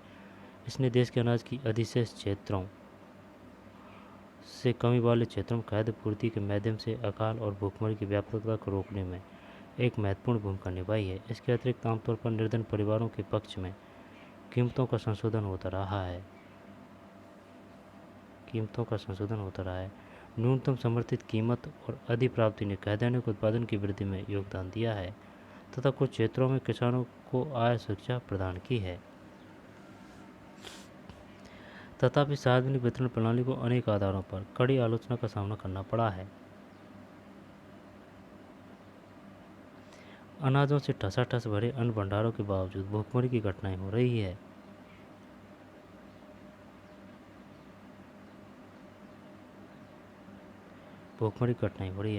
एफसीआई के भंडार अनाज से भरे हैं, कहीं अनाज सड़ रहा है तो कुछ स्थानों पर चूहे अनाज खा रहे हैं। नीचे दिए गए आरेख चार्ट पर केंद्रीय मूल्य में खाद्यान्न का स्टॉक और उसकी मौजूदा मानदंडों में अंतर को दर्शाती है। कितना हो रहा है पाठ?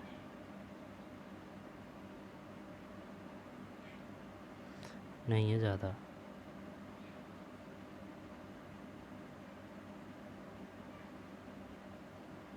जो रहा है ना उसको देख लेते हैं, ऊपर से लेते हैं ना। ये तो पढ़ लिया अपन ने।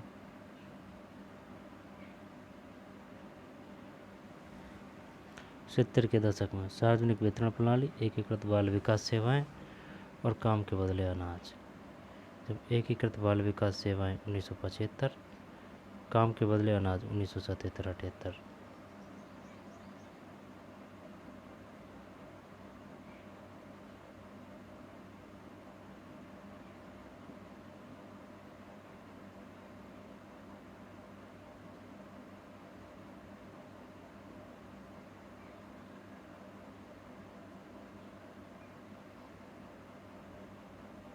ये बताइए आईसीडीएस कब शुरू की गई? 1975 में। आईसीडीएस की फुल फॉर्म है एकीकृत बाल विकास सेवाएं, और एफएफडब्ल्यू काम के बदले अनाज 77-78। गरीब उन्मूलन कार्यक्रम पीएपी कौन कौन से हैं? जहां सार्वजनिक वितरण प्रणाली, दोपहर का भोजन आदि विशेष रूप से खाद्य की दृष्टि से सुरक्षा के कार्यक्रम है। पीएपी भी खाद्य सुरक्षा बढ़ाते हैं। रोजगार कार्यक्रम गरीबों की आय में बढ़ोतरी कर खाद्य सुरक्षा में बड़ा योगदान करते हैं। सुझाए गए क्रियाकलाप, सरकार की ओर से शुरू किए गए खाद्यान्न पर आधारित कार्यक्रमों की विस्तृत जानकारी एकत्रित करें। संकेत, ग्रामीण वेतन रोजगार कार्यक्रम, रोजगार गारंटी योजना, संपूर्ण ग्रामीण रोजगार योजना, दोपहर का भोजन, एकीकृत बाल विकास सेवाएं आदि अपने शिक्षक के साथ चर्चा करें। भारतीय खाद्य सुरक्षा अधिनियम 2013 क्या है? भारतीय खाद्य सुरक्षा अधिनियम 2013 के तहत खाद्य एवं पोषण संबंधी सुरक्षा सस्ती कीमतों पर उपलब्ध कराई जा सके ताकि मानव गरिमा में जीवन निर्वाह कर सके। इस अधिनियम के तहत 75% ग्रामीण जनसंख्या एवं 50% शहरी जनसंख्या को योग परिवार में वर्गीकृत किया गया है। मतलब भारतीय खाद्य सुरक्षा अधिनियम 2013 के तहत खाद्य एवं पोषण संबंधी सुरक्षा सस्ती कीमतों पर उपलब्ध कराई जा सके ताकि मानव गरिमा में जीवन निर्वाह कर सके। इस अधिनियम के तहत 75% ग्रामीण जनसंख्या एवं 50% शहरी जनसंख्या को योग परिवार में वर्गीकृत किया गया है। 75% ग्रामीण, 75% ग्रामीण,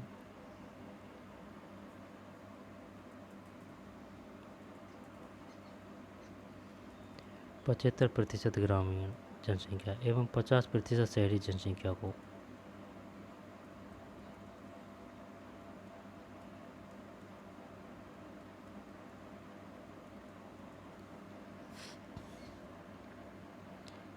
कराई जा सके ताकि मानव गरिमा में जीवन निर्वाह कर सके। इस अधिनियम के तहत 75% ग्रामीण जनसंख्या है ना, 75% तो ग्रामीण जनसंख्या है और 50% शहरी है।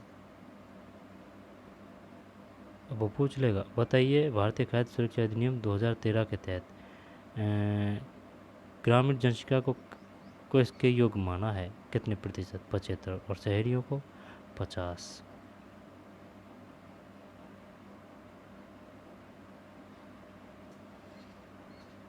फिर संशोधित आरपीडीएस 1992 17 ब्लॉकों से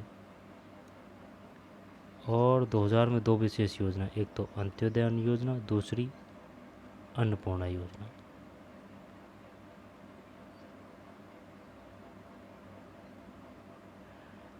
अब है योजना का काम, आरंभ का वर्ष, लक्षित समय, अद्यतन मात्रा और निर्गम कीमत। सार्वजनिक वितरण प्रणाली की कुछ महत्वपूर्ण विशेषताएं। सार्वजनिक वितरण प्रणाली 1992 तक सार्वजनीय सभी के लिए थी।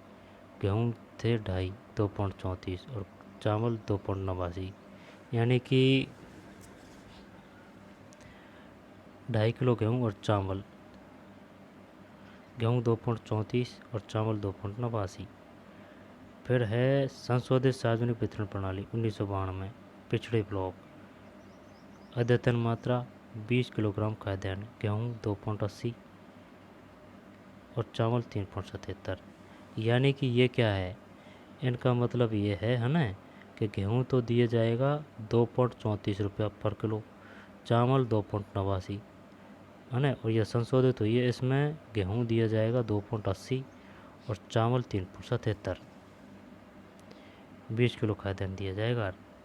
फिर लक्षित सार्वजनिक वितरण प्रणाली 1997 2000 से क्रियान्वित, निर्धन और गैर निर्धन, बीपीएल, एपीएल, एपीएल,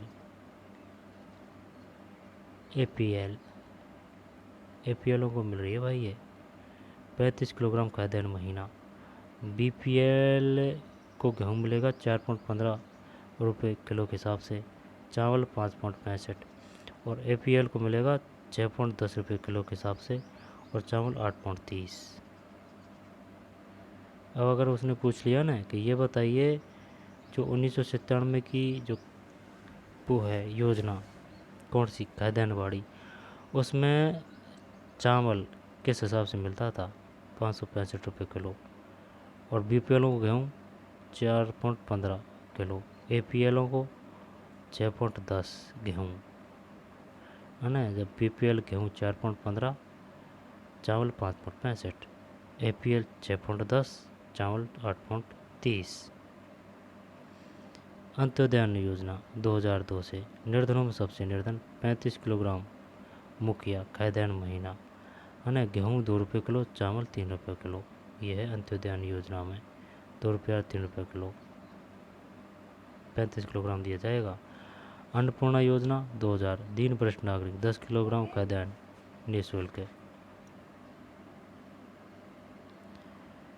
जब बीपीएलों को गेहूँ मिलेगा 4.15 के हिसाब से, चावल मिलेगा 5.65। ये कौन सी है, लक्षित सार्वजनिक वितरण प्रणाली, ये संशोधित सार्वजनिक वितरण प्रणाली है। इसमें गेहूँ 2.80, चावल 3.77, इसमें 20 किलो है, इसमें 35 है ना, बीपीएल और एपीएल। और इसमें 2002 से 2 रुपये और 3 रुपये किलो अंत्योदय। फिर अन्नपूर्णा दीन वरिष्ठ नागरिक, इसमें 10 किलो खाद्यान्न, ये निःशुल्क है भाई अन्नपूर्णा योजना में।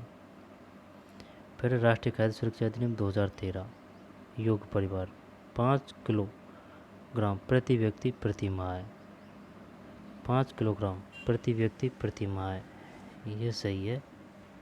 योग्य परिवार, गेहूँ 2 रुपये किलो, चावल 3 रुपये किलो, अनाज 1 रुपये किलो। राष्ट्रीय खाद्य सुरक्षा अधिनियम 2013।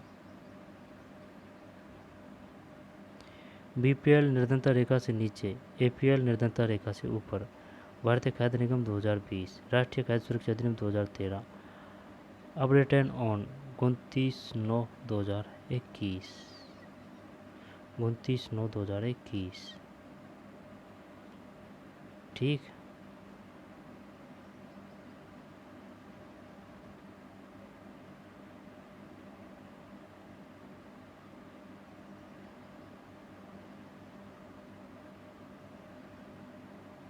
सार्वजनिक वितरण प्रणाली 1992, संशोधित 1992, है ना, 20 किलो, लक्षित में 35 किलो और 35 किलो।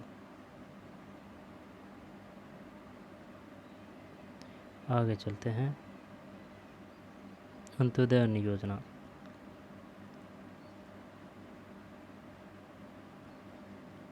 ठीक है ना।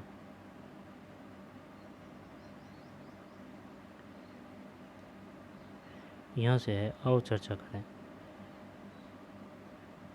4.2 का अध्ययन करें और निम्नलिखित प्रश्नों का उत्तर दें। हाल में किस वर्ष में सरकार के पास खाद्यान्न का स्टॉक सबसे अधिक था? एफसीआई का न्यूनतम बफर स्टॉक प्रतिमान क्या है? एफसीआई के भंडारों के खाद्यान्न ठसाठस क्यों भरा हुआ है?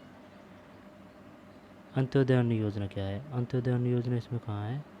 अंत्योदय अन्न योजना 2002, 2 रुपये किलो, 3 रुपये किलो, 35 किलोग्राम। अंत्योदय अन्न योजना दिसंबर 2000 में शुरू की गई थी। इस योजना के अंतर्गत लक्ष्य सार्वजनिक वितरण प्रणाली पीडीएस में आने वाले निर्धनता रेखा से नीचे के परिवारों में से 1 करोड़ लोगों की पहचान की गई है।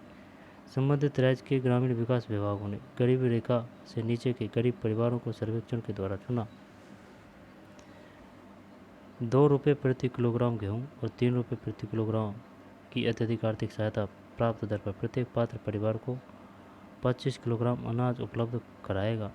अनाज की यह मात्रा अप्रैल 2002 में 25 किलोग्राम से बढ़ाकर 35 किलोग्राम कर दी गई। जून 2003 और अगस्त 2004 में इसमें 50-50 लाख अतिरिक्त बीपीएल परिवार 2 बार जोड़े गए। इससे इस योजना में आने वाले परिवारों की संख्या 2 करोड़ हो गई है। 35 किलो मिलता है भाई महीना का। एक तो जून में 2003 और अगस्त 2004 में 50-50 लाख। पहले मिलते थे 25 किलोग्राम, है ना, 2 रुपया 3 रुपये किलो था। अब वो वही है 2 रुपये 3 रुपये किलो, लेकिन पहले 25 किलोग्राम था, अब 35 किलोग्राम है। कब शुरू की गई अंत्योदय अन्न योजना? दिसंबर 2000, जनवरी, फरवरी, मार्च, दिसंबर है, दिसंबर 2000।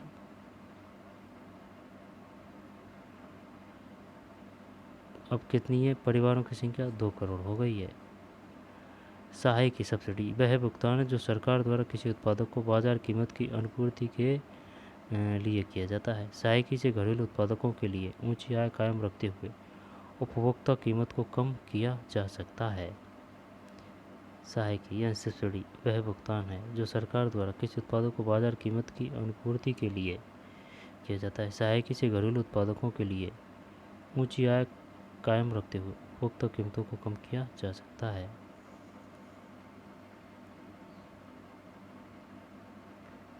न्यूनतम बफर स्टॉक का स्तर करोड़ टन एवं चावल और गेहूं के मानक 529, 564, 900, 721। बफर नॉर्म और एक्चुअल स्टॉक। भारतीय खाद्य निगम 2020 की बफर स्टॉक का स्तर 1 जुलाई 2017 से माननीय है। 214, 210, 411, 307। चावल और गेहूं के मानक, बफर नॉर्म और एक्चुअल स्टॉक।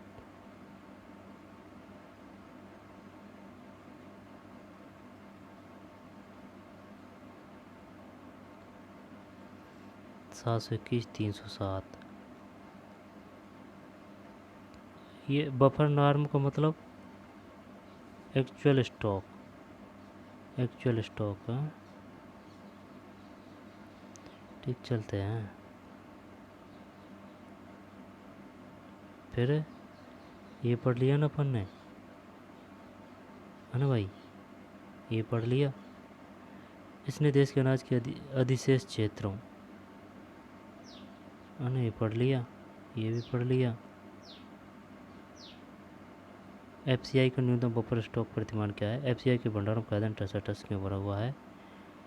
अब फिर है वर्ष 2014 में एफसीआई के पास गेहूं और चावल का भंडार 65.2 करोड़ टन था, जो न्यूनतम बफर प्रतिमान से बहुत अधिक था, है ना, बहुत अधिक था। फिर भी यह बफर स्टॉक प्रतिमानों से लगातार ऊंचा बढ़ रहा। सरकार द्वारा शुरू की गई विभिन्न योजनाओं के अधीन खाद्यान्नों के वितरण के द्वारा स्थिति में सुधार हुआ। अनाज वितरण से हालात सुधरे। इस बात पर आम सहमति है कि बफर स्टॉक का उच्च स्तर बेहद अवांछनीय है। बफर स्टॉक का उच्च स्तर और यह बर्बादी भी है।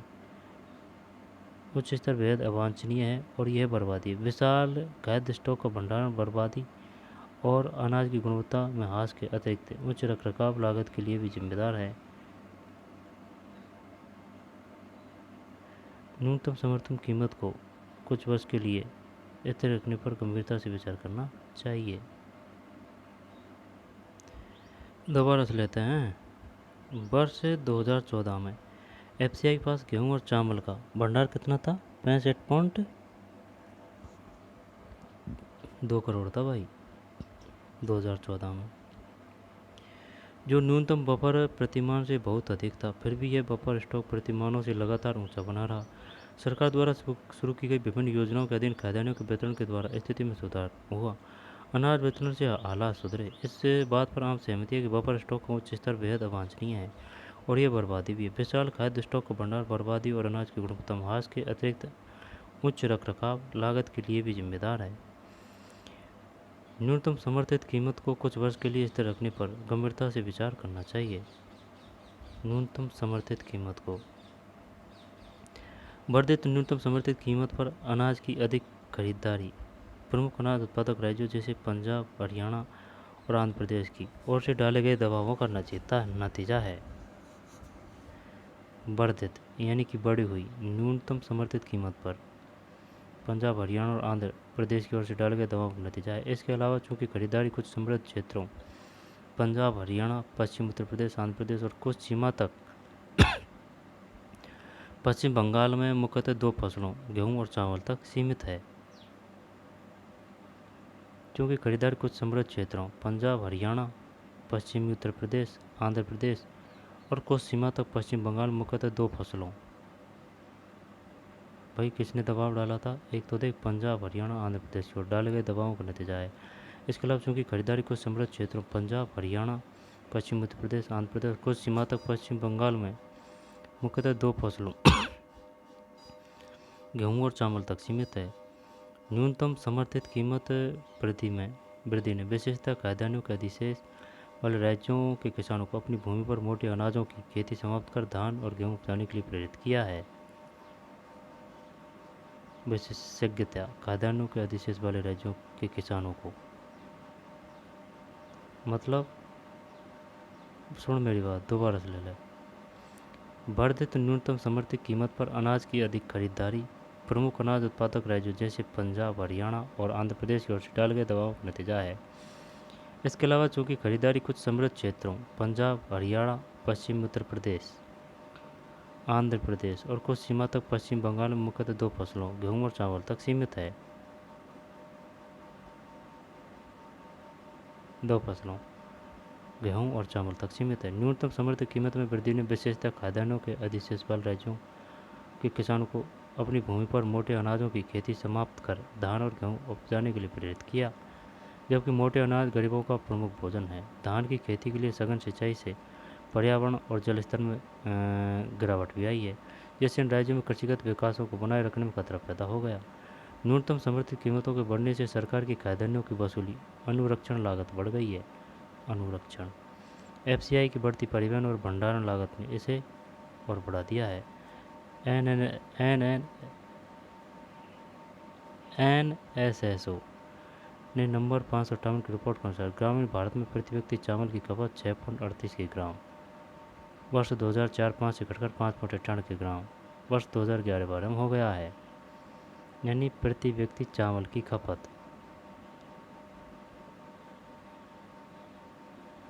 ग्रामीण भारत में प्रति व्यक्ति चावल खपत 6.38 ग्राम वर्ष 2004-5 से घटकर 5.98 किलोग्राम वर्ष 2011-12 में हो गया है। 6.38 से 5.98।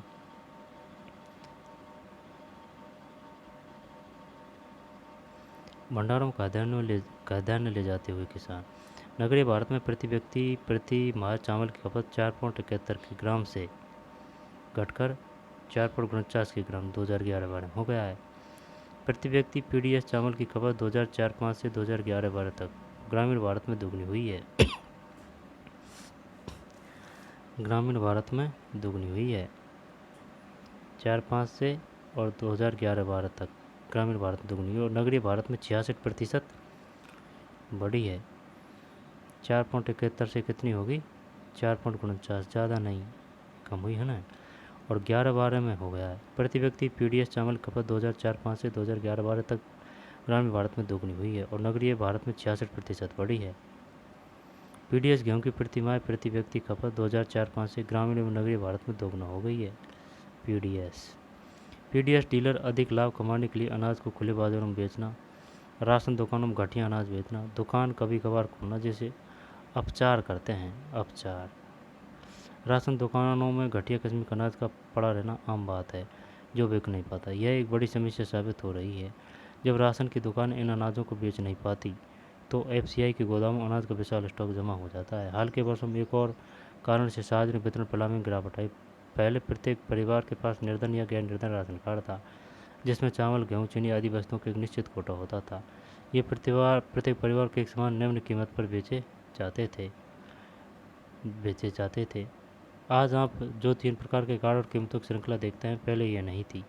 बड़ी संख्या में परिवार राशन की दुकानों से अनाज खरीद सकते थे। हाँ, उनका कोटा निश्चित था।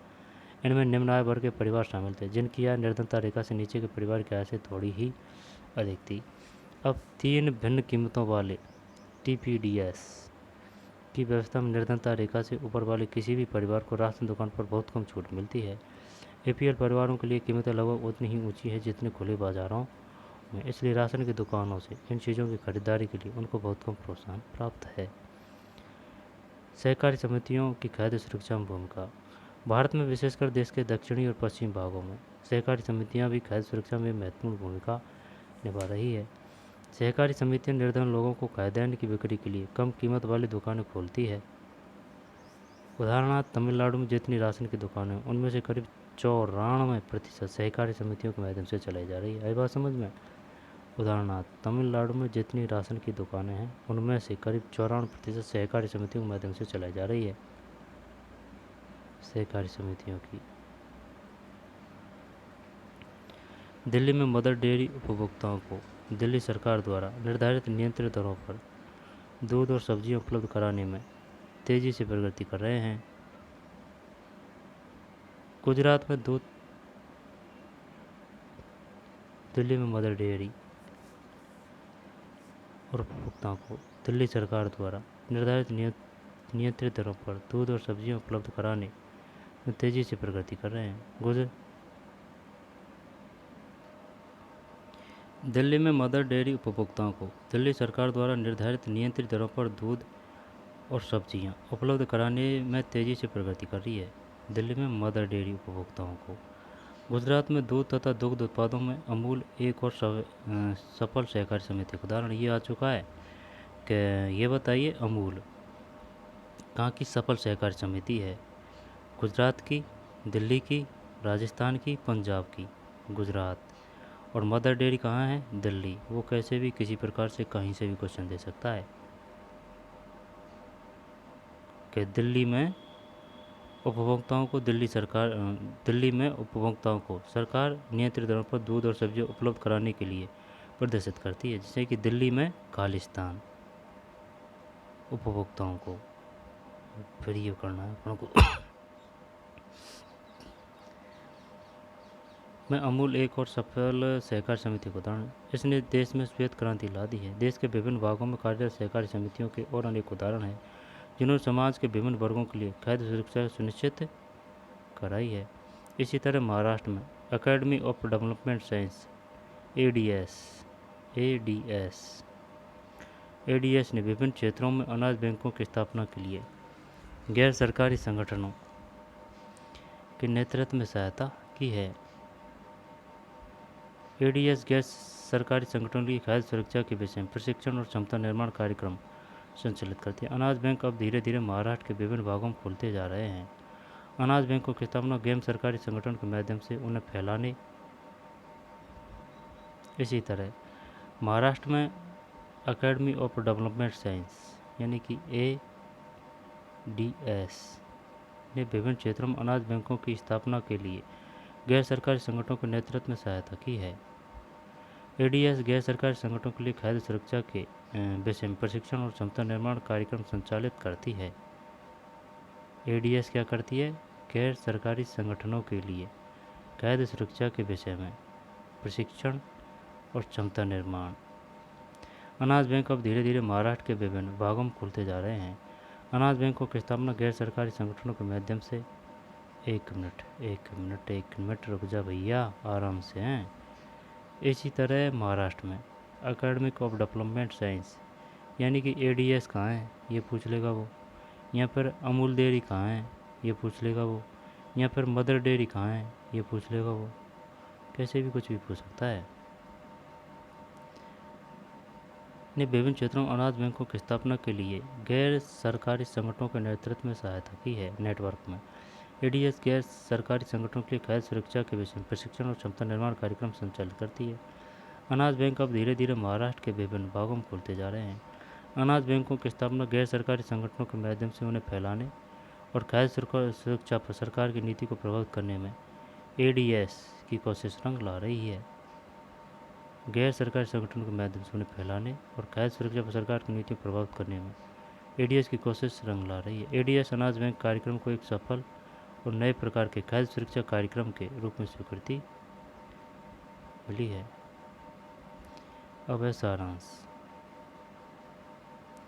किसी देश की खाद्य सुरक्षा तब सुनिश्चित होती है जब उसके सभी नागरिकों को पोषक भोजन उपलब्ध होता है, सभी व्यक्तियों के पास स्वीकार्य गुणवत्ता के खाद्य खरीदने की सामर्थ्य होती है और भोजन तक पहुंचने में कोई अवरोध नहीं होता।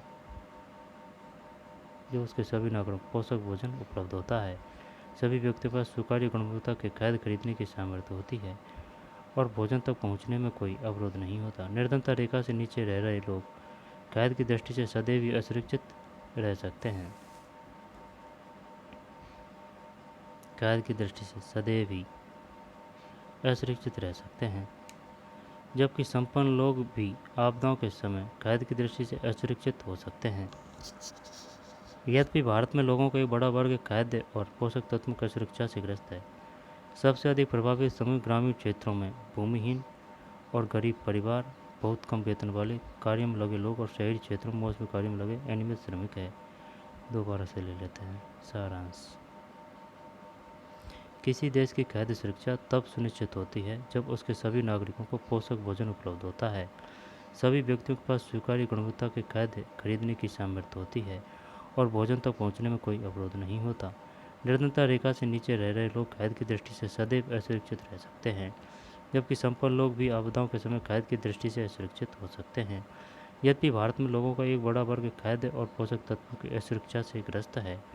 सबसे अधिक प्रभावित समूह ग्रामीण क्षेत्रों में भूमिहीन और गरीब परिवार, बहुत कम वेतन वाले, कार्य में लगे लोग और शहरी क्षेत्रों में मौसमी कार्य में लगे अनियमित श्रमिक है।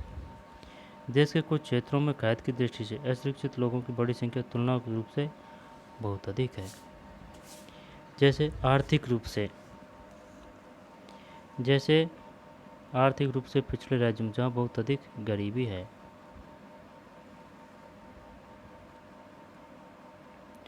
जैसे आर्थिक रूप से पिछड़े राज्यों में जहाँ बहुत अधिक गरीबी है, जनजातियों वाले व दूरस्थ क्षेत्रों में और ऐसे क्षेत्रों में जहाँ प्राकृतिक आपदाएं आती रहती है।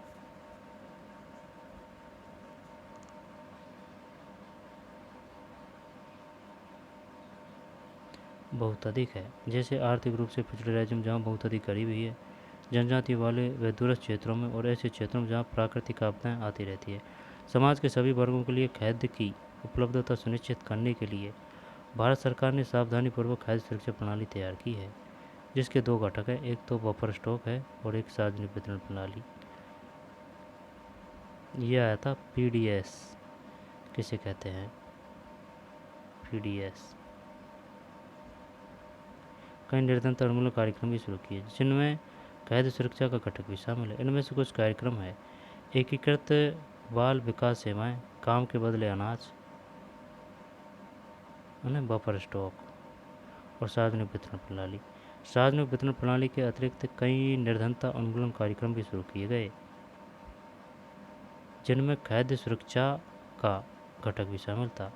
इनमें से कुछ कार्यक्रम है: एकीकृत बाल विकास सेवाएं, काम के बदले अनाज, दोपहर का भोजन, अंत्योदय अन्न योजना आदि। किसके भाग हैं ये? खाद्य सुरक्षा का घटक भी शामिल था। निर्धनता उन्मूलन कार्यक्रम शुरू किए गए जिनमें खाद्य सुरक्षा का घटक भी शामिल था। इनमें कुछ कार्यक्रम है: एकीकृत बाल विकास सेवाएं, काम के बदले अनाज, दोपहर का भोजन, अंत्योदय अन्न योजना आदि। खाद्य सुरक्षा उपलब्ध कराने में सरकार की भूमिका के अतिरिक्त अनेक सहकारी समितियाँ गैर सरकारी संगठन भी है जो इस दिशा में तेज़ी से काम कर रहे हैं। शॉर्ट में बता दिया है। क्वेश्चन आंसर है, भारत में खाद्य सुरक्षा कैसे सुनिश्चित की जाती है? कौन लोग खाद्य असुरक्षा से अधिक ग्रस्त हो सकते हैं? भारत में कौन से राज्य खाद्य असुरक्षा से अधिक ग्रस्त है? खाद्य सुरक्षा से कौन लोग खाद्य असुरक्षा से भारत में कौन से राज्य खाद्य असुरक्षा से अधिक ग्रस्त है? कौन से लोग खाद्य सुरक्षा से कौन से राज्य खाद्य सुरक्षा से? क्या आप मानते हैं कि हरित क्रांति ने भारत को खाद्यान्न में आत्मनिर्भर बना दिया है? कैसे? भारत में लोगों का एक वर्ग अब भी खाद्य से ही वंचित है, व्याख्या कीजिए। जब कोई आपदा आती है तो खाद्य पूर्ति पर क्या प्रभाव होता है? मौसमी भूखमरी और दीर्घकालीन भूखमरी में भेद कीजिए। गरीबों को खाद्य सुरक्षा देने के लिए सरकार ने क्या किया? सरकार की ओर से शुरू की गई किन्हीं दो योजनाओं की चर्चा कीजिए। गरीबों को खाद्य सुरक्षा देने के लिए सरकार ने क्या किया? सरकार की ओर से शुरू की गई किन्हीं दो योजनाओं की चर्चा कीजिए।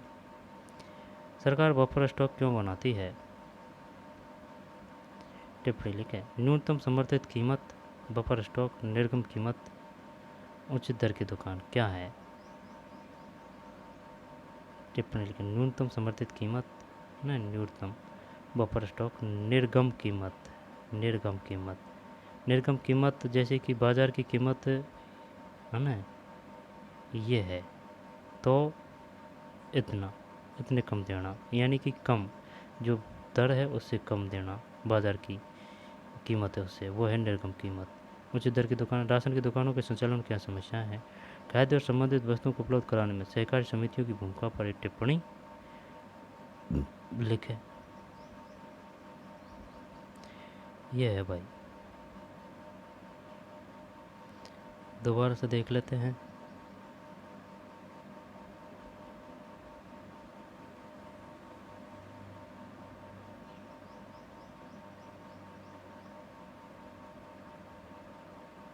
ये बफर स्टॉक है भाई।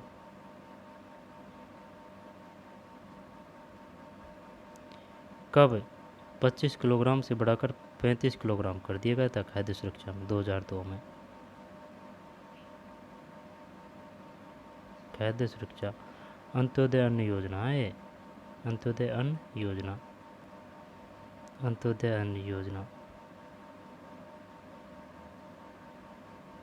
अन्नपूर्णा योजना, अंत्योदय अन्न योजना।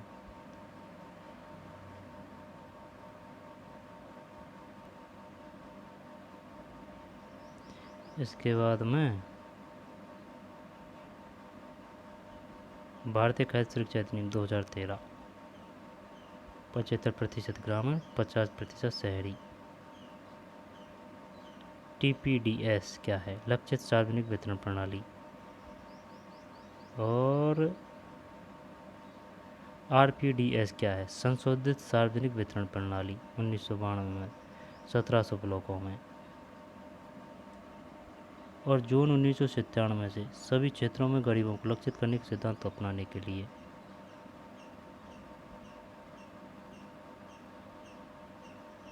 सार्वजनिक वितरण प्रणाली की वर्तमान स्थिति। सार्वजनिक वितरण प्रणाली, एकीकृत बाल विकास सेवाएं, ICDS। काम के बदले अनाज, 1977-78 में प्रारंभ।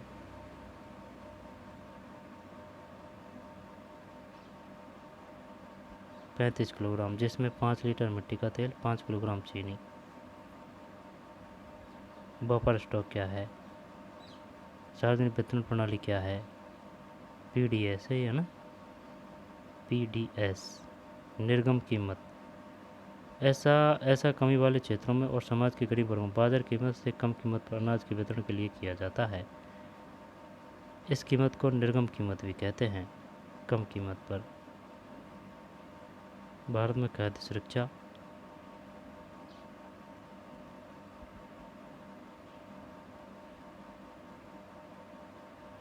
ये नहीं पढ़ा यार अपन ने।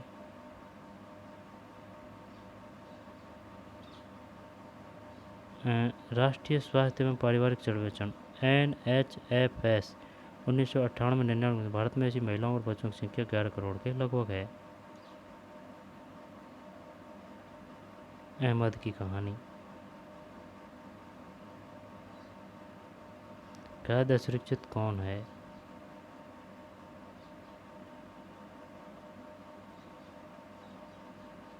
इकतालीस में 68।